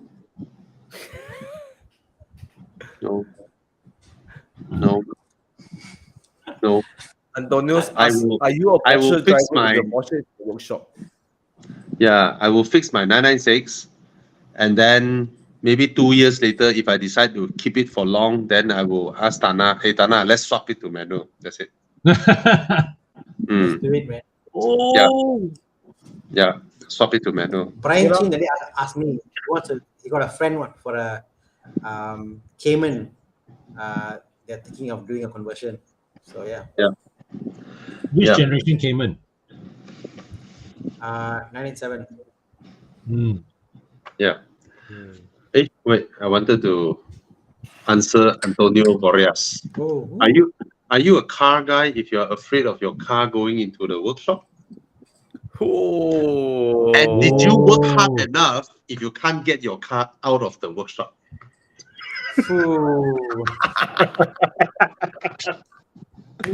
Right? Hey, it takes a lot of sacrifice to to enjoy cars, you know, Are you and buying enough cars to afford to have the cars in the workshop? I think I am. Did you buy enough cars to the extent where you decide to open your own workshop? Yes, correct. You got the point. Ultimate car guy. Thana is the man. Open your workshop. Okay. Exactly. So Enduro, you're looking to overlap but then you will hit the Christmas Eve, you know, crowd. You know. We do the same thing. We do the first 2 weeks, and then optional if you wish to stay back for Dastrafen, because not everyone drives the Porsche. Okay. All right. Okay. Because I get the advantage of school holiday because the roads are clearer. You don't have to go and fight for hotel rooms, blah blah blah, so on and so forth. You know. Yeah. You know what's funny? All of us like, wow, that's Trevor. And then we imagine the usual car meet. We go, hey, bro.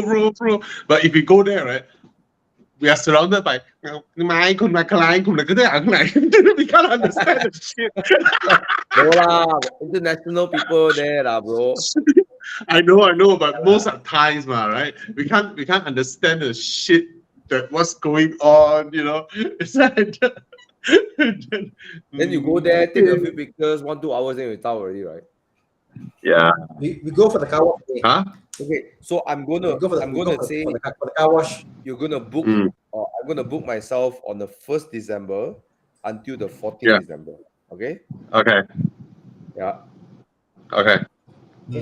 Would that be a sensible timing to ensure that I'll be there on Enduro from 1st to 14th Very December? sensible. That was the idea to avoid the school holidays lah.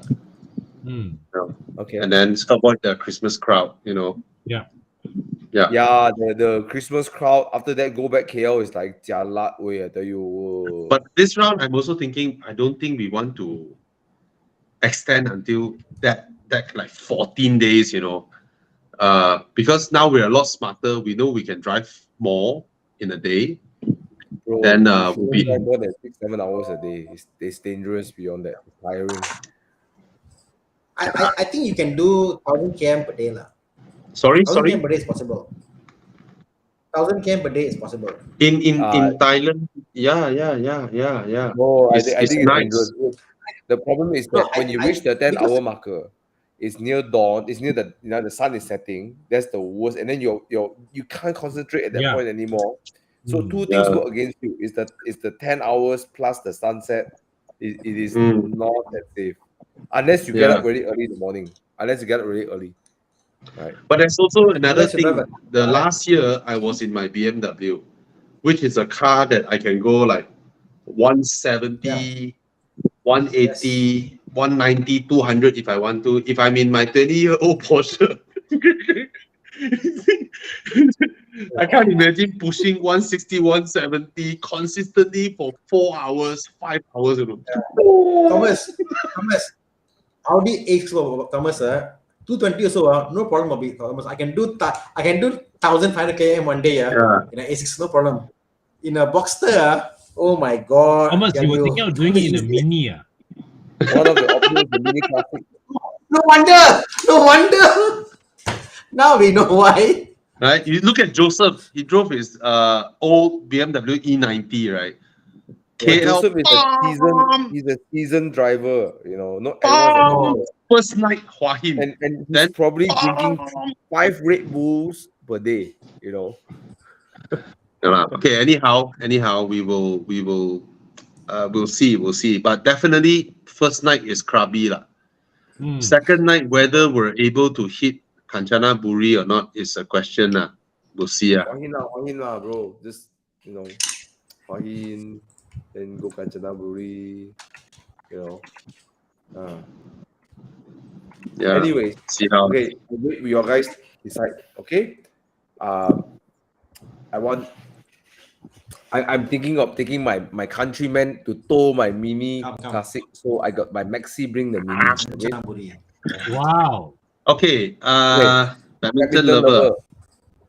130,000 suitable for day-to-day car, either new or used. Mini Cooper. Mini 5-door. All right. Yeah. 2-liter turbo, Mini 5-door. Okay. Badminton lover, it would be helpful if you can give a short list also. Maybe we can, Yeah. meet your kind of requirements. Yeah, for me, it's that lah. That would be the choice for a lovely lady. Okay.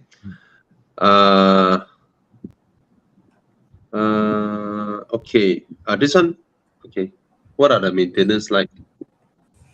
From what I hear, they are totally okay. They are totally okay. Yeah. Kind of wish if Baldwin is here, but we have a friend with a SLK, this model, and then with a Peugeot, with the Alfa Romeo, with a Volvo, blah blah, and all that. He always say that Sorento also. his SLK is like his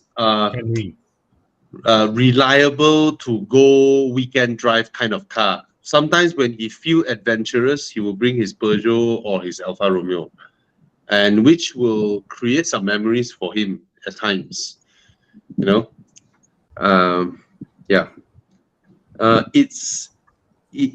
to pronounce your name? Izan. Okay. We at Horizon, and which Evo Malaysia is under Horizon, we created Evo Club specifically to help people because we ourselves buy a lot of used cars, right? So we work with partners where there are 50 over inspection centers across the country. You can just search Evo Club Inspection Center. And before you buy a car, you look at the car, you found the car with dealers and all that, you found a suitable one, and you think the spec is what you want, the price, you pay a deposit to start process everything. Then you must request the dealer to send the car to one of these inspection centers, which are independent from the dealers, and they will inspect the car for you. And of course, every inspection center have their own costs they will charge you. All right. But after you did your inspection, let's say the inspection is 180 or 200 ringgit, right? Then you can opt to purchase an Evo Club extended warranty from us. Our extended warranty partner, GMR, is the best extended warranty out there, most trustworthy. They are backed by RHB, backed by a bank. So upon buying your extended warranty, you can go to 80 over service center to keep your warranty intact. And that is our way of trying to help people buying used cars. We, since 2018, we have totally successfully propagated this concept that before you do an inspection, if the dealer don't allow you to do an inspection, just don't buy the car. And inevitably, we are the ones who actually created this and made Carlist or Muda now roll out their own inspection plans, their own approved used cars and all that. Before we did this, they never had these things in their site. All right. And even extended warranty and all that. So, and we don't sell cars. So there are no conflict of interest. Okay. So get that done. And that's how we try to make it better for you guys. All right.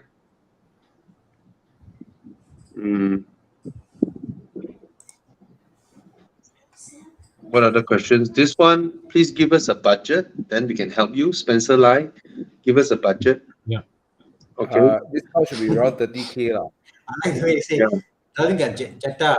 He said same thrill. I'm wondering, what thrill of a Jetta is there? Okay.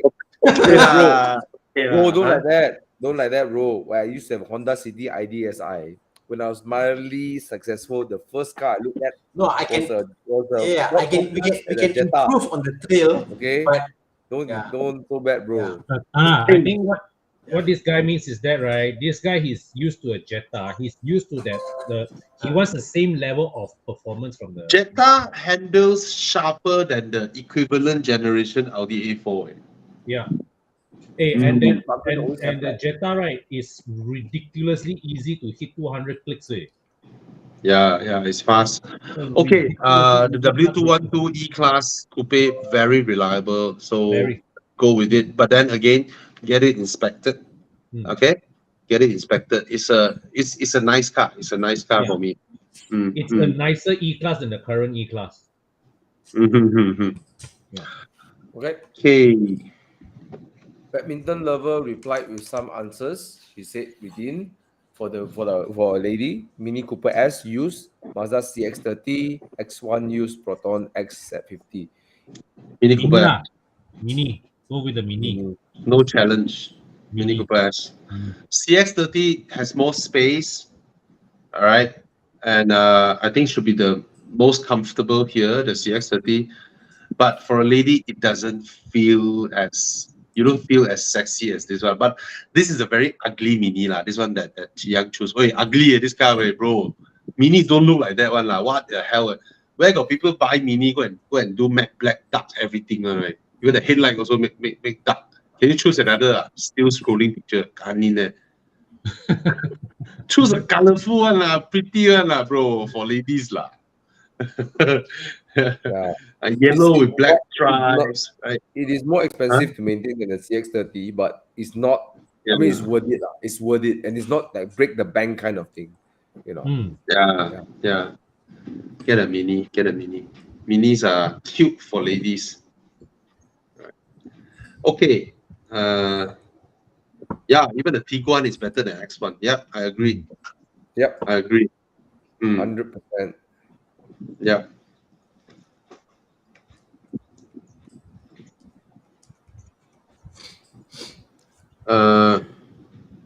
Spencer, he asked a question earlier on, right? What did he ask? I forgot. What did he It's about being shy around a convertible, something like that. Yeah. No. Spencer is asking, and then I said, "Hey, what's your budget, right? Is it?" Oh yeah. Tiguan. Jetta. Ayo, so many choice, bro. GGOI, F30. Can get F30. This is quite high budget lah for F30. Bro. F30 is less than this. Can shoot for G20 early batch G20, even like 320i. From can find or not? I don't think it's that low lah, bro. Is it No, that low? G20 not that low at all. I don't think not that low yet. Hmm. But Got yeah, whoa, got 188 lah. Oh, but this is very check spec one lah. This one. but still, it's a G20, bro. Oh yeah lor. It's still a G20. Yeah. Oh, G30. G30. But he want the thrill. Sounds like he wants something, Yeah. Okay lah. Feel tema From also. a Jetta, bro, you are. This is. Come on. Hey, I thought that day we found G20s that are 160k. Got a G20 160k. Solo. I would think another car to consider is a 2015, if you can get older, or 16 428 i Grand Coupe. That's a good call. It's a good one. Yes. Would you consider like a 330i? What? F Yeah, or 190 G20? Can get at that price G20. 190 lah. Yeah. Wow. How much?哦， One 有呢個都唔 What's 錯。A4 B8 But his budget is 160 lah, bro. He can go up to 160k lah. Can give him a more adventurous choice. Get a G20 lah. Get a G20 320i lah. Yes. Get a G20 lah. You know, get a G20 175k. 2020 car. Handling is very nice, comfortable. Yeah lah, you get the analog cluster. Can modify one Oh, the analog try to pretend digital when you switch off the car. Oh, but you can. I think you go to the right coder or whatever, right? They can transform it to the digital radio one. Yeah lah, that one can be done after you buy the car. Get a G20 lah. Yeah lor. 175. 175k. Your down payment is only 1,500 more because we only need to pay a 10% down payment, and your installment will be. Huh? What's that, Thana? Okay, your down payment from 16k to 7. You can buy the G20 easily. 175k versus your budget of 160. You can buy it. You can buy. Okay, get the G20, Spencer. Congrats. From Jetta to 3 Series 320i. Yeah, man. Anda sudah berjaya. Yeah. What's your opinion on Lancer Evo 10? If you can find, buy low. Yeah lor. Find you buy. Or if he still want the Volkswagen experience, can get a No lah. I mean, from Volkswagen. Golf R. Yeah lah. It's already in the Volkswagen. Get a 3 Series. He will like it. I think he will like it. Okay. Okay. What else? E43 or E53. Ooh, nice. Okay. I wouldn't put this in a performance car category. It's not a performance car, but it's a cruiser. It's a cruiser. Considered lah. It is lah, Thomas. It can. Not God level lah. It can easily beat the E39 M5. Easily, it will eat E39 M5 in corners or in straight line. Okay. So my first Mei Hong Son drive, I was in an E53. I'm so surprised by the car because inside the car, you know the sound generator lah. Inside the car, it sounds the same as the E63. And then you have the mild hybrid in the E53. So your start-stop system is seamless. which is pointless here. But it does give it a little bit of boost, so the car feels really fast and handling is good. Hmm. But if you are afraid that the mild hybrid would give you some problems, because the mild hybrid, they replace the alternator with another thing that can not only does it charges, it can reverse start the car. You know, it replaces the starter motor and the alternator in one unit. If you don't want all this high-techy stuff, then you go for the E43. Hmm. All right. But the 53, its interior has all the carbon inlays, just like the 63, which Yeah. is quite appealing. Okay. And if I'm not mistaken, the 53 is an inline six, the 43 is a V6. Okay. If I'm not mistaken. But both are nice. Both are Yeah. nice. All right. When you see the AMG badge with 2 digits, right? It's Mercedes telling you we put the effort in this car. Yeah. If you can, go for the coupe, Joe. Yes. You can go for the coupe because the rear seats are huge. So try and go for the coupe. But Actually, no this- footrest. Yeah, when I was in Mae Hong Son, right, there was so many times when I was like going downhill into a hairpin, right, where you need to like really pin yourself to the seat. There are so many times my left foot slide under the brake pedals. Hmm. If the E class has a foot pedal or has a pedal rest, I would really love the E63 AMG. You know, that car really excites me. Fantastic Yes. car. Yes. Fantastic engine. But And it's the funny. interior is just nice. But it's funny they never had the E63 coupe though. They did not make one. No. They only reserved the 63 for the 4-door and the wagon. Yep. Yeah. Hmm. Okay. But the coupe feels this generation E-Class, the coupe and the cabrio feels a lot more special than the sedan, even though inside looks almost the same. Yeah. The coupe is nice. Fantastic Very car. nice, Fantastic. Okay. Mini Cooper Cabriolet for 45K. 06 is the The first R54, gen, right?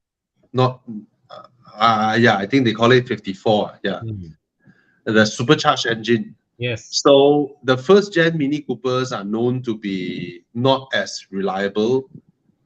You know, actually the first and second gen both have periodic problems here and there lah. But we see people maintaining them and using them. You know, so I believe there's a following globally. It wouldn't be too hard to order parts and source them and ship them in. You just have to take care of the car lor. You have to take care of the car lor. You cannot expect a 17-year-old car, you know, to be problem free, you know, and all that. You will have all kinds of stuff on. Windows don't work, window regulator don't work, relay gone lah, here and there lah. But generally, the cabriolet owners might be the ones who are, you know, who have been taking care of the car better than the regular ones. So just inspect the car lor, get it checked out. Okay. All right. Wow. What other questions?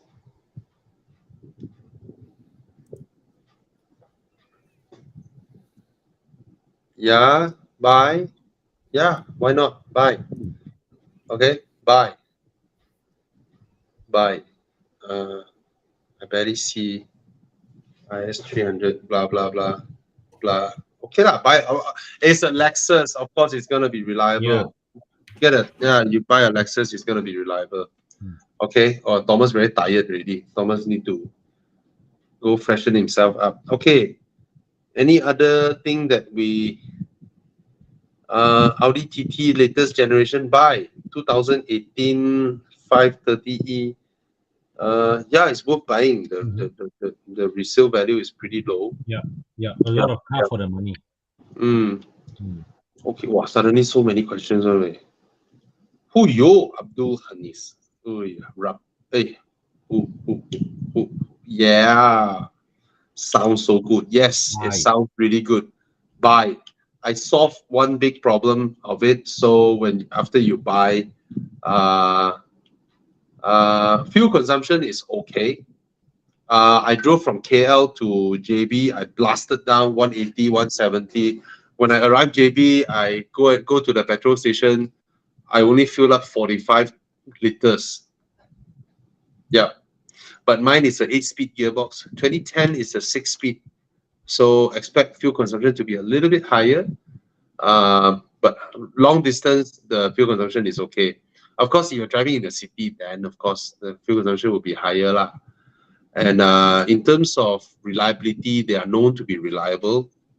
Then, okay, I had a problem of misfiring, and then I changed all the spark plug contact, which is overkill. But at the end, we found out it's actually the catalytic converter, where the ceramic linings got off and then get ingested into the combustion chamber. Oh. So when you find a repeat they want to buy, first thing to do, you go look for Mike's garage. Mike Yap, he and we have solved the problem. You know, he will create a new exhaust extractor for you, and then move your O2 sensors, and then give you a quick remap. All in, you should expect to spend about 10K, and that should solve the problem permanently, and then you'll be fine owning it.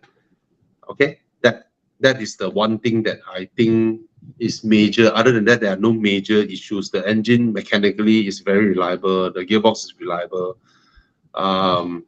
Yeah, it's a worth owning car. Okay. Is that Mike's car? Oh, that one.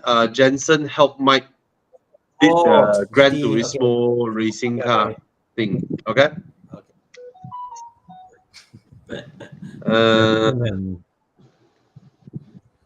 Shock. Okay. Yeah. All right. Fuyo, Marvin. 718 Spyder or 992 C2S? Wow. Spyder. Yeah, I would go for the Spyder.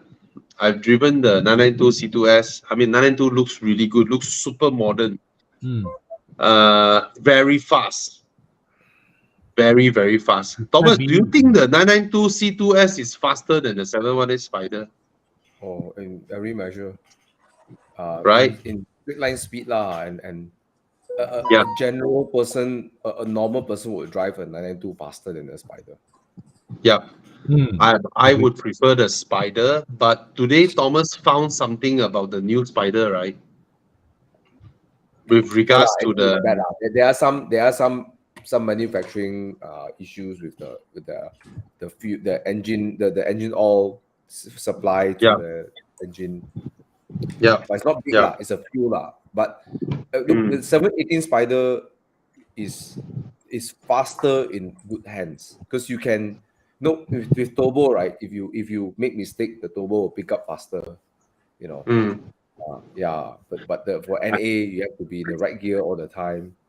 But I find the 992. I've driven the car and I already forgotten about anything that is super memorable about the car. To be honest, it's fast but not memorable. Yeah. The 992. Yeah. It's very impressive. The 992 is so impressive. It is. You really cannot argue. You cannot argue. Yeah. It's fast. The fast that I'm talking about, right, cannot be explained with the stats on paper. Yeah. Now on paper is like, okay, this type of horsepower, but it totally feels like a 550 horsepower car. The car. It feels like a 550 horsepower car. The C2S. Yeah. My gosh, it goes like stint. I think the best way to describe this is that the 992 is a car that is built for everyday drivers that can access the performance. Yeah, I feel like the modern ones, but the 718 Spyder are built for people who really want to like learn their car, extract. You know, so it depends on what kind of driver you want, and one is more GT-ish, the other one is more like more sportish. You know, so They're two very different worlds. It comes down also to preference, Marvin. What would you want to experience? You know, yeah. So it's not just a matter of which is the better car. I think it comes down to also what is your expectation of the car. You know, I think generally I would recommend more people to get the C2S because it's very safe choice. 照北了, you know, I would recommend the most people to the C2S, Bobby. Yeah. I prefer the 718 Spyder. I don't like the looks of the 718 Spyder. I would think what are you buying it for? The 992 space, I can see you every day using it. You go to your meeting, come back, the daily car, fantastic, comfortable. But to create something special driving the car, bro, the 718 Spyder is just something else now. Yeah, look at Antonio saying about like 0 to 100 speed. To be honest, when you own the car, right, you don't really care about the 0 to 100 speed. It's something nice to write on a spec sheet, but I don't even know what's the 0 to 100 of my Spyder. I really don't care. Like, I don't think Bobby or Thana will care about the 0 to 100 or Con or it's just it is an irrelevant figure. I'm literally scared to push my car to its full potential. All other factors involved, tire, the weight, it's not easy lah. But I think the Spyder has a very, very nice formula.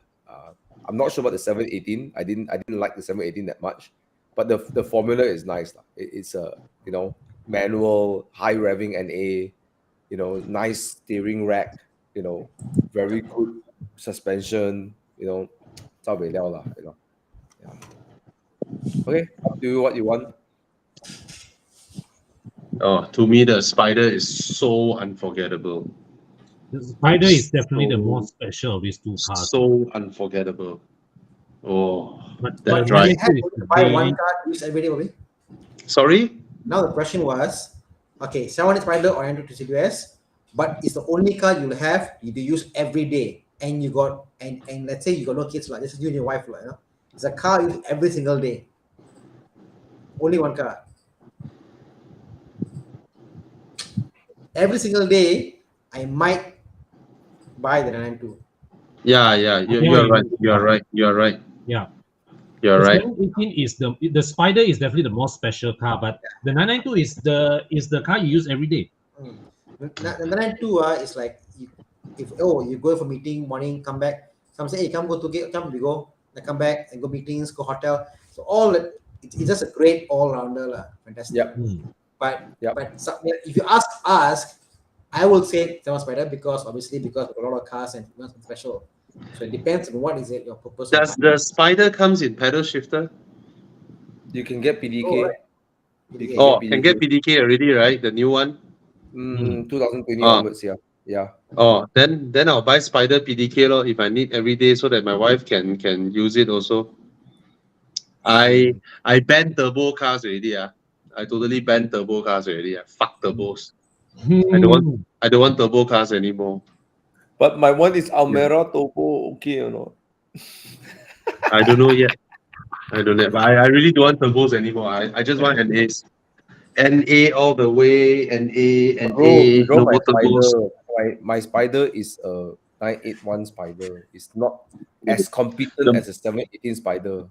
The most important thing is not the speed. It's the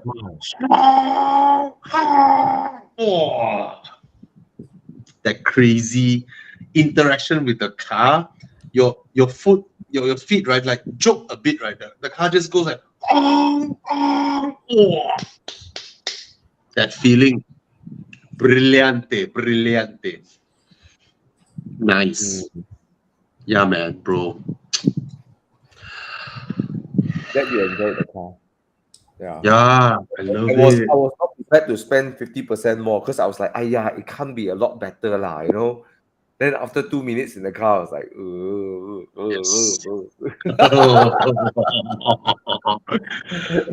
Okay. Yeah. W205. No major issues. just buy and buy. use. Yeah, Just no buy. issue. If you can get Just a buy and facelift, use. please go for the facelift.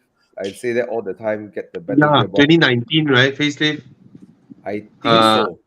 Yeah. Wow, price drop already, huh? Yeah, a lot. Yeah, if you can, ayo, no lah. He's looking at the C200.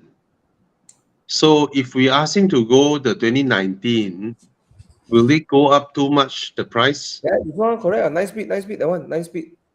9 That's the speed 9 already, speed ah. one. Okay, buy. The 130,000 9 speed. Yeah. Okay, buy. As long as the 9 speed. Yeah, go for the 9 Yeah. speed.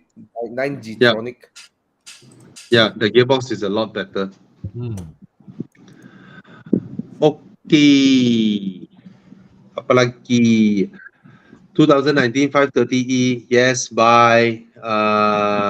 Currently driving CX-30, looking for 200 to 300K fun drive, easy maintain SUV. Everybody also want easy maintain SUV. Yeah. Fun drive.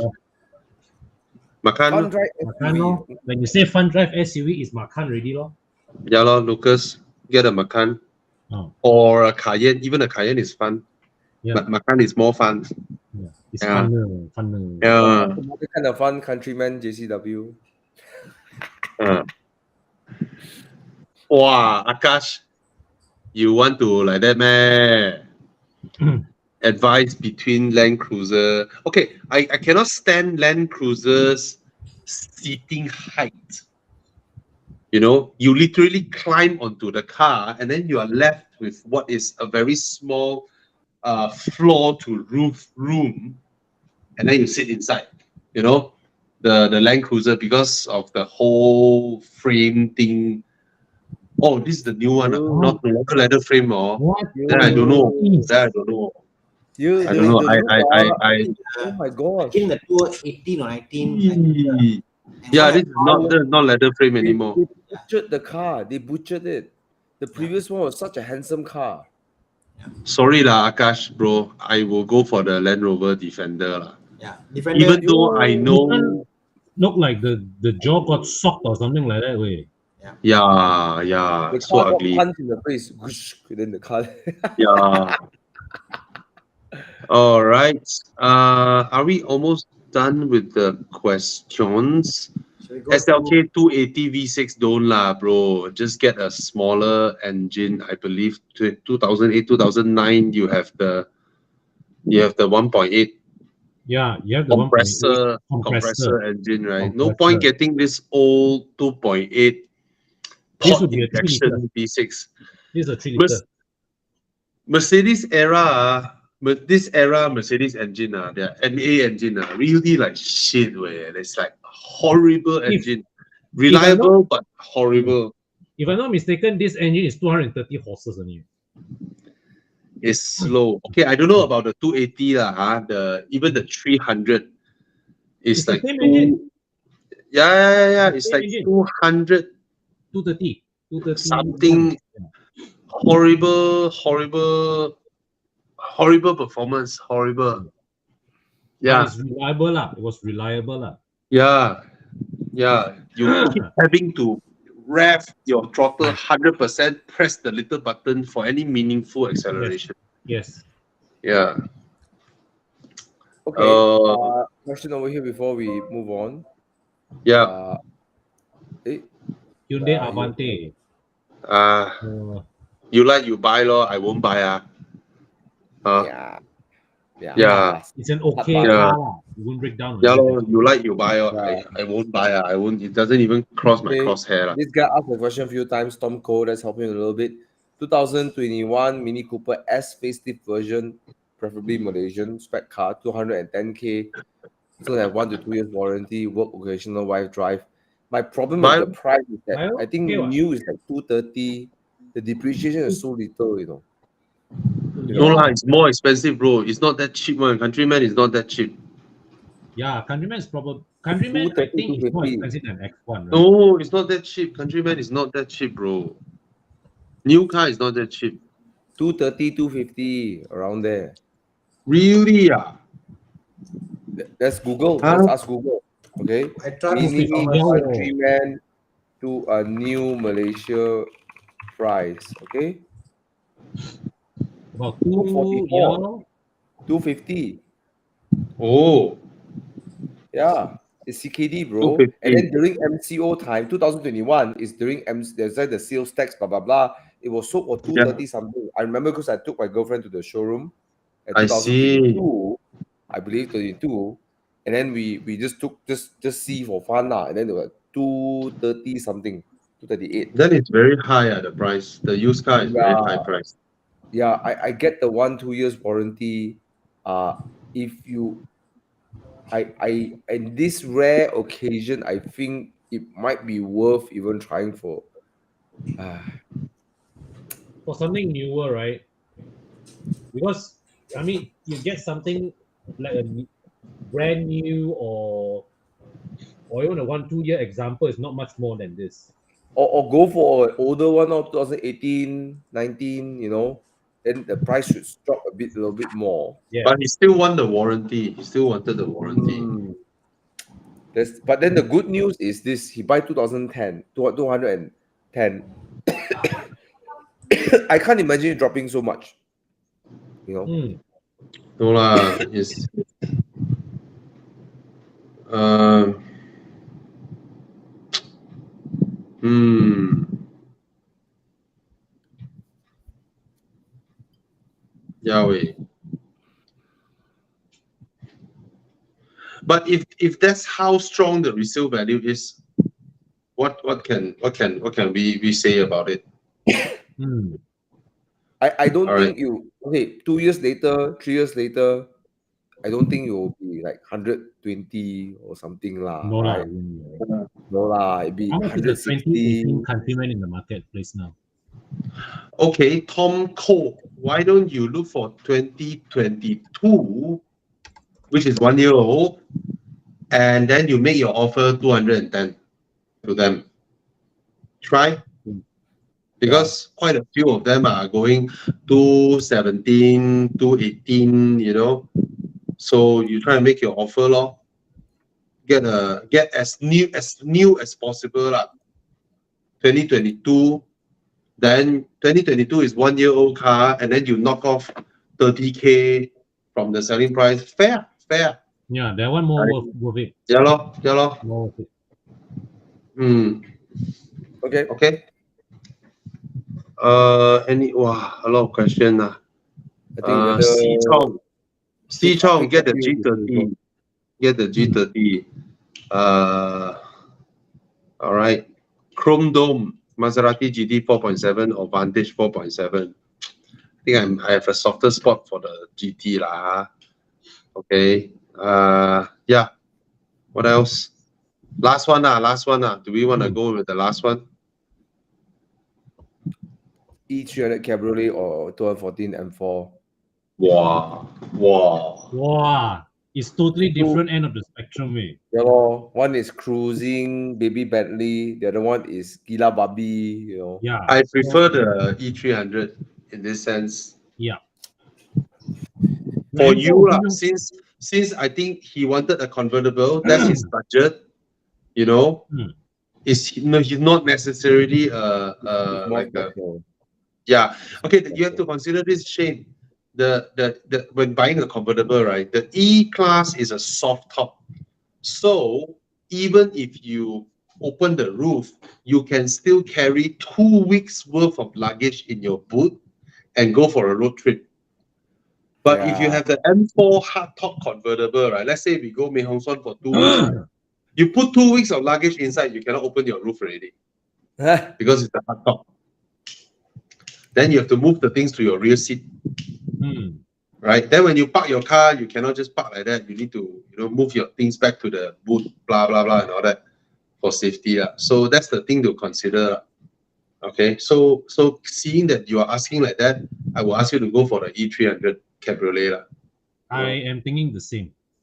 Even though, of course, the M4 is faster. More exciting to drive. Yeah. But the E Cabriolet is such a, so nice. Yeah. But you got to manage your expectation, no? You don't expect the E Cabriolet to give you the don't expect that. No. Yeah. Like Uh, you sit in the cabrio, the E-Trailer cabrio, then you jump to the M4. You feel like the interior of the M4 is like Honda way.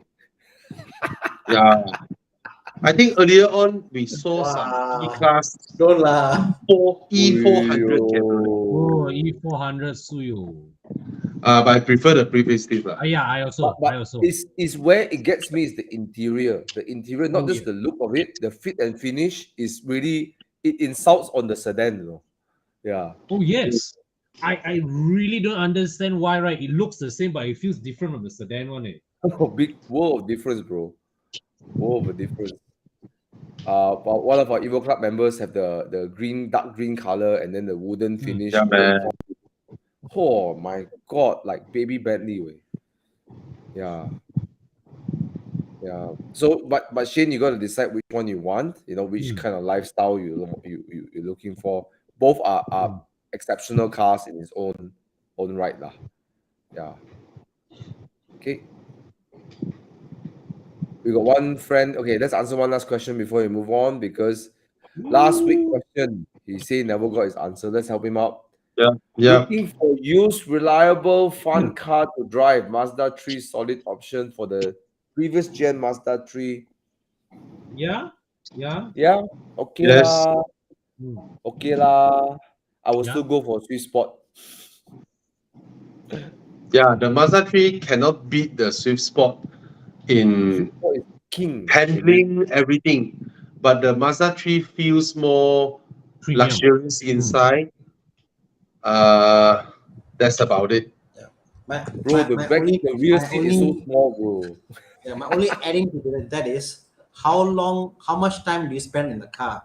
If you are a person who does a lot of sales and then you spend like the 5 hours per day in the car driving, then I think the Mazda 3 might suit you.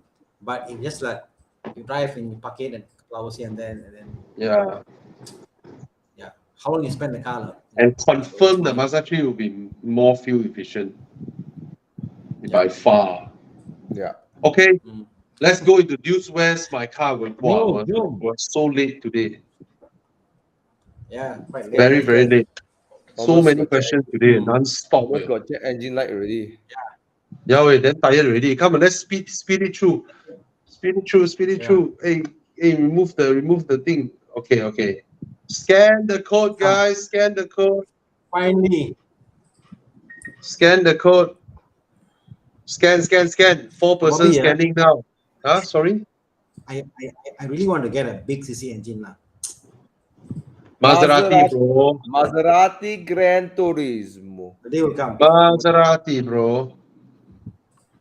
I want to join Bobby in a V12. Everything or V10. normally. Yeah, 38 people scan. Come on, there are 46, 47, 317 people watching. Meanwhile, Tonight. Thomas downsize engine. Go 3 liter twin turbo, go to Almera turbo. Yeah, right.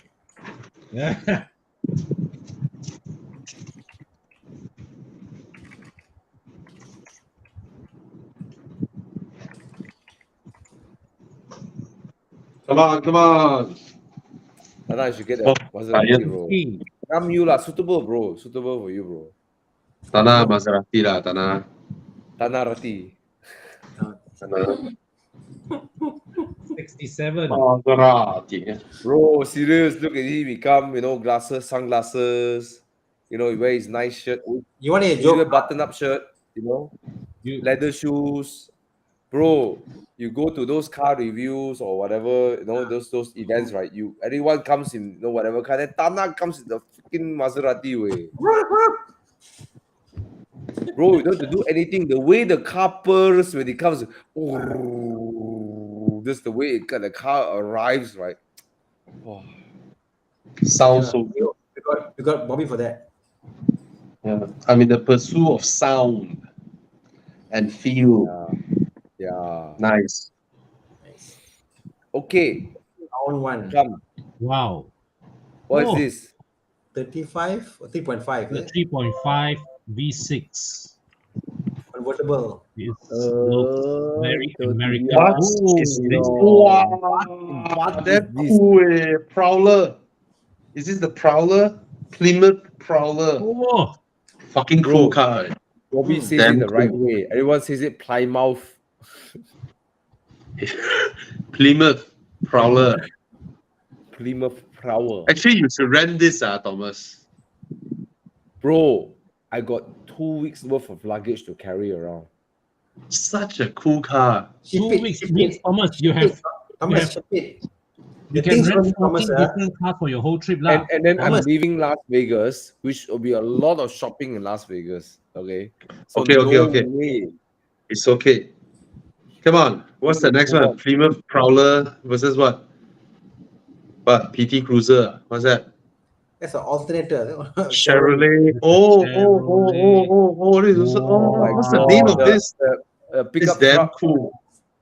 SSR. Wow. You see, Americans, you have a hardtop convertible pickup. What the heck is going on? Damn cool, these cars. Yahweh, they are actually both damn cool. Hardtop Yeah. convertible pickup, 2-seater. Yahweh. It's like you got the Super farm, cool. you got the farm life, and then you I got, still got. I got a the- feeling, Bobby. It's Huh? like they go and meet in a meeting room. Want a new demographic? Okay, what don't we have? Do we have a convertible pickup, hardtop? Oh, no one done that. Let's just do it.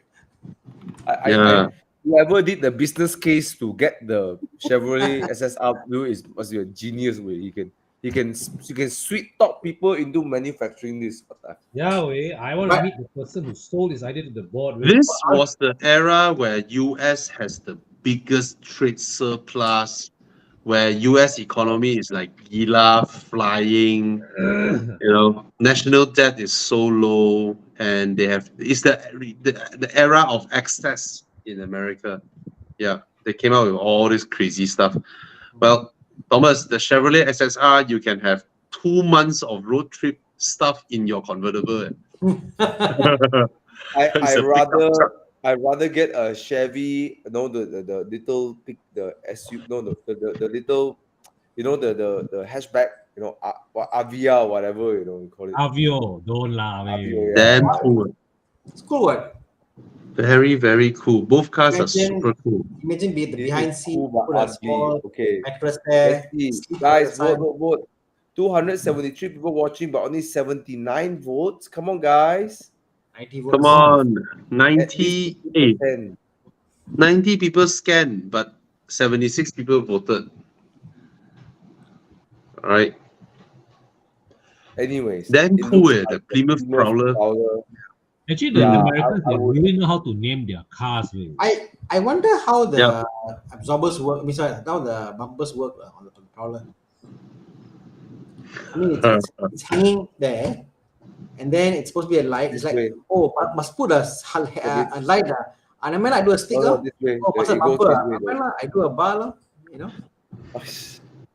It's the Okay, same let's type go of then. suspension like Paganis and Koenigseggs are using. Round two. Round two. Okay, round 2. Come on. What do we have? Heavy engine. So It's a you all Dodge know why it's all Dodge American Challenger. cars, right? It's all American cars because Thomas will be away for 2 weeks. Going to I see. Yeah. Because Thomas is going to US. Yeah. To Yeah. do US Enduro. Yeah.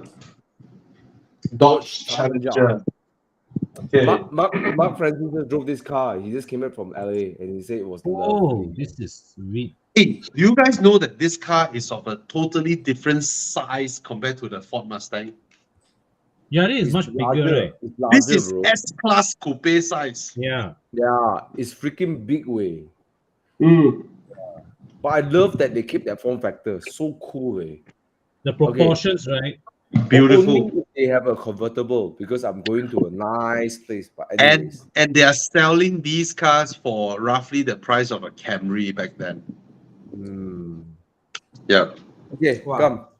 HP trolling me. Why not?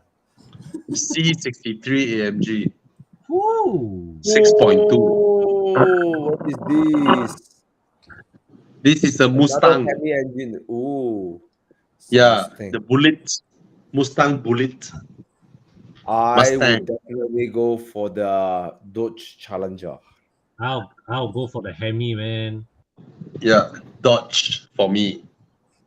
The Dodge has such a One, stance, though. Like you can see the Mustang is like a bit, but okay, the Mustang looks really good, but when you put next to a Dodge Challenger, the so masculine, the shoulder, the squareness is like, it was obviously built for men. The Dodge Challenger. yeah. The So, Dodge is a so muscle car. Yeah. The Dodge is a muscle car. The Wow. But the Mustang is a Mustang, pony. No no challenge. Mustangs are actually entry level. Like college Yes. students drive Uh, one in the US. They call it pony. They call it pony car. Yes. One is a muscle car. One is a pony car. Yeah. So Uh, for people who like Josiah came from, he used to live in US. He said that a lot of young kids drive Mustang one, and the old man, the midlife crisis old man will drive the Stingray or the Corvette. and out of the three that came out, the one that can handle one that really handles well one is the Camaro. From what I read now, Which the I'm ready. Camaro. I'm going to get a Camaro convertible. Yeah. 1L V8. Yeah. Camaro. Chevrolet Camaro. All right. Hey, you also the What's Dodge. little boots, guys? What was Wow, it? no love for the Stang, huh?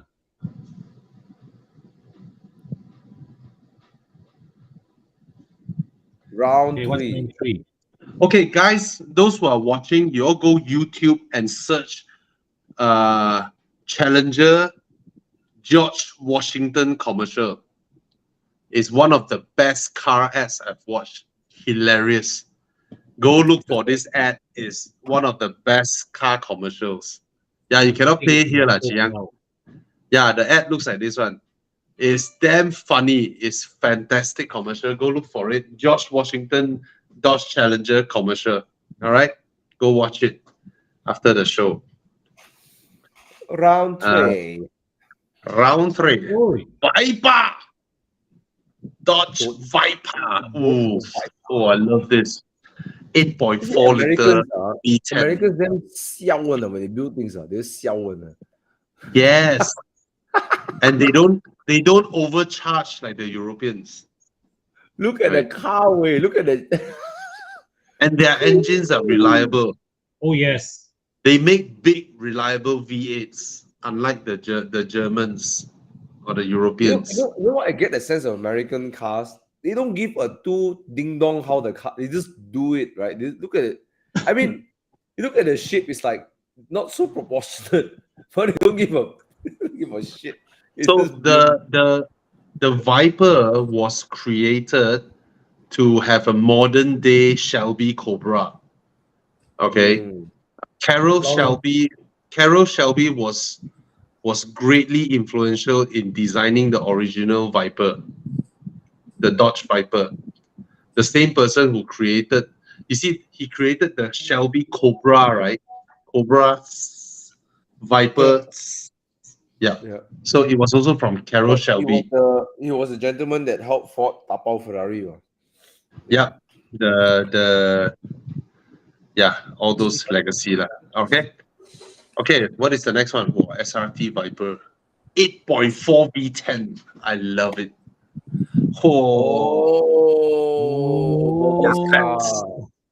Corvette. Oh shit. Corvette. Hey, when you buy the Corvette, right? You can buy the coupe or the convertible, but the coupe is also a Targa. Wow. Every coupe Corvette, you can remove the roof and store inside the boot. The Viper looks so nasty. It looks so nasty. It's like, oh yes, the Corvette looks sporty. It will kill you. The Viper looks so nasty. It will kill you. Viper for me. I go for the Corvette. As much as I love the Corvette 06, I totally wanted the Viper. You know, Viper is the kind of car that you will crash and die easily. So you die manlier in a V10. Can't argue with that. Yeah. Paul Walker would agree. He wasn't driving. I'm not So, sure about dying, but the Viper is nice. yeah. Yeah, but the Viper is. But the Viper side profile so cool. Look at that. The hole they cut. It is. It is. It is. It is. It looks so mean. Oh. Classic American car proportions. The long hood. Yeah. Super cool. That's a phallic design. Yeah. Okay. Okay. No, Okay. bro. Oh, round Okay, four, Mini, come on. Last BMW Mini Cooper. round, Chiang. This convertible is mid-engine. It is not mid-engine. The Corvette has always been a front engine until the last one where they try to benchmark against the 458. Yeah. The Corvette that we show is the C7. Only in the C8 it is a mid-engine, and then it's pretty ugly in my eyes. The C8. Anyway. It's a generic supercar look lah. Just Yeah. Hoyo. 7-liter twin turbo. Is that a Celine? Is that a Celine? Outputs for a 7-liter twin turbo V8. Is that I don't know what car is. Oh, it is a Celine. Hoyo. I got it. Oh, Celine S7 twin turbo. And Roadsters. 6.3 LS6 twin turbo. Hennessy. It's a Hennessy. Yeah, Hennessy. Is that a Hennessy? Very haram. Oh, yes, it is a Hennessy SSC. Yes, Hennessy SSC Ultimate Aero. Hoyo. You know the SSC Ultimate Aero looks like the kind of Grand Theft Auto. Both looks like Grand Theft Auto cars, you know. Yeah. Like, you play Grand Theft Auto, the kind of generic supercars. Huh? It's in USA, ma. No, you see, they design cars that sort of look like Diablo, but it's not Diablo, you know. Cars that shouldn't exist. Yeah. Okay, I will go with the Celine S7 twin turbo for me. Yeah, but both are cool, infinitely cool. I will go for the SSC looks a bit looks a bit like kid car, right? It looks like kid car, right? Looks like Lamborghini, bro. And then the Celine looks like some Porsche Le Mans car. Yeah, both also like both are copycat supercars, to be honest. They are copycat supercars. But no Europeans would dare call American copycat. Because without me, you'll be speaking German. Celine, I vote for the Celine. Yeah. Why Young never put Camaro here? Different level, ma. You look down my car choice, is it? I already booked the Camaro. It's sad that the SSC Ultimate Aero didn't get the new one didn't get built. The concept looks beautiful. Oh wow. Yeah. SSC Ultimate Aero. What the interior is. They say the Americans really know how to build their cars, man. They're crazy on these people. Oh yes. But one thing they still haven't learned: interior. Horrible. Looks like crap, way. An infotainment system. Oh my god! You look at the Ultimate Aero's interior. My god! And the infotainment, the UI. Horrible interior. They just cannot design a good looking interior.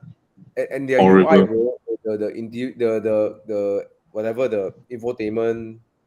Yeah. Essentially, it's a kit car. Yeah. Sort of. You think about it, it's sort of like you take engine from someone, bought someone, you build yourself in your shop, and then you are now a car manufacturer. Yes, stupid interior. My god. That's what it is. What the fuck? All right. Okay, guys, is this the last round, Yang? It's a Ford. Okay. Yeah. Thank you so much. We are Good night, super everybody. exhausted tonight. Super Good night, duper exhausted. everyone. Thank you Evo so and much. Euro. I Yeah, won't be Evo and joining Euro. next week anymore. So see you guys Mm. in 3 Have a weeks safe trip, time. Thomas. And 1 week, guys, 2 weeks, 3 okay, weeks. we will miss you, Thomas. Okay, you pass me your spare key for your Spyder.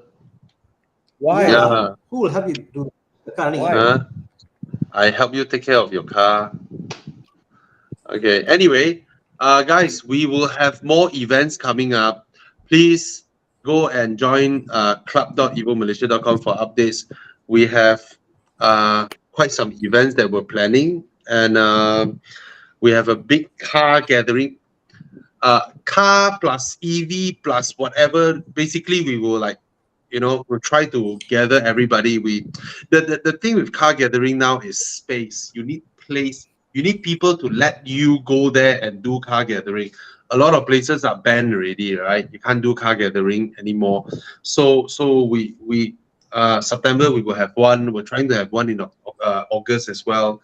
So stay with us, and we'll do more car guy stuff lah. Huh? Okay. Take care, and good night. Good luck. You all wash your car. Hey, Con, Good you're luck. coming over my house tomorrow morning, Yes, right? yes, What yes, time? yes. How early? How 10 o'clock can mo? 10 o'clock. Okay, okay, okay, okay. Okay. All right. All See right. you. See Good night, you. Thana. Good night, Thomas. Good night, Con. Hmm. Good night. Thank you, Chiang. Thank you, Jiang. Santa Fe Sorrento Club President signing off. Yeah.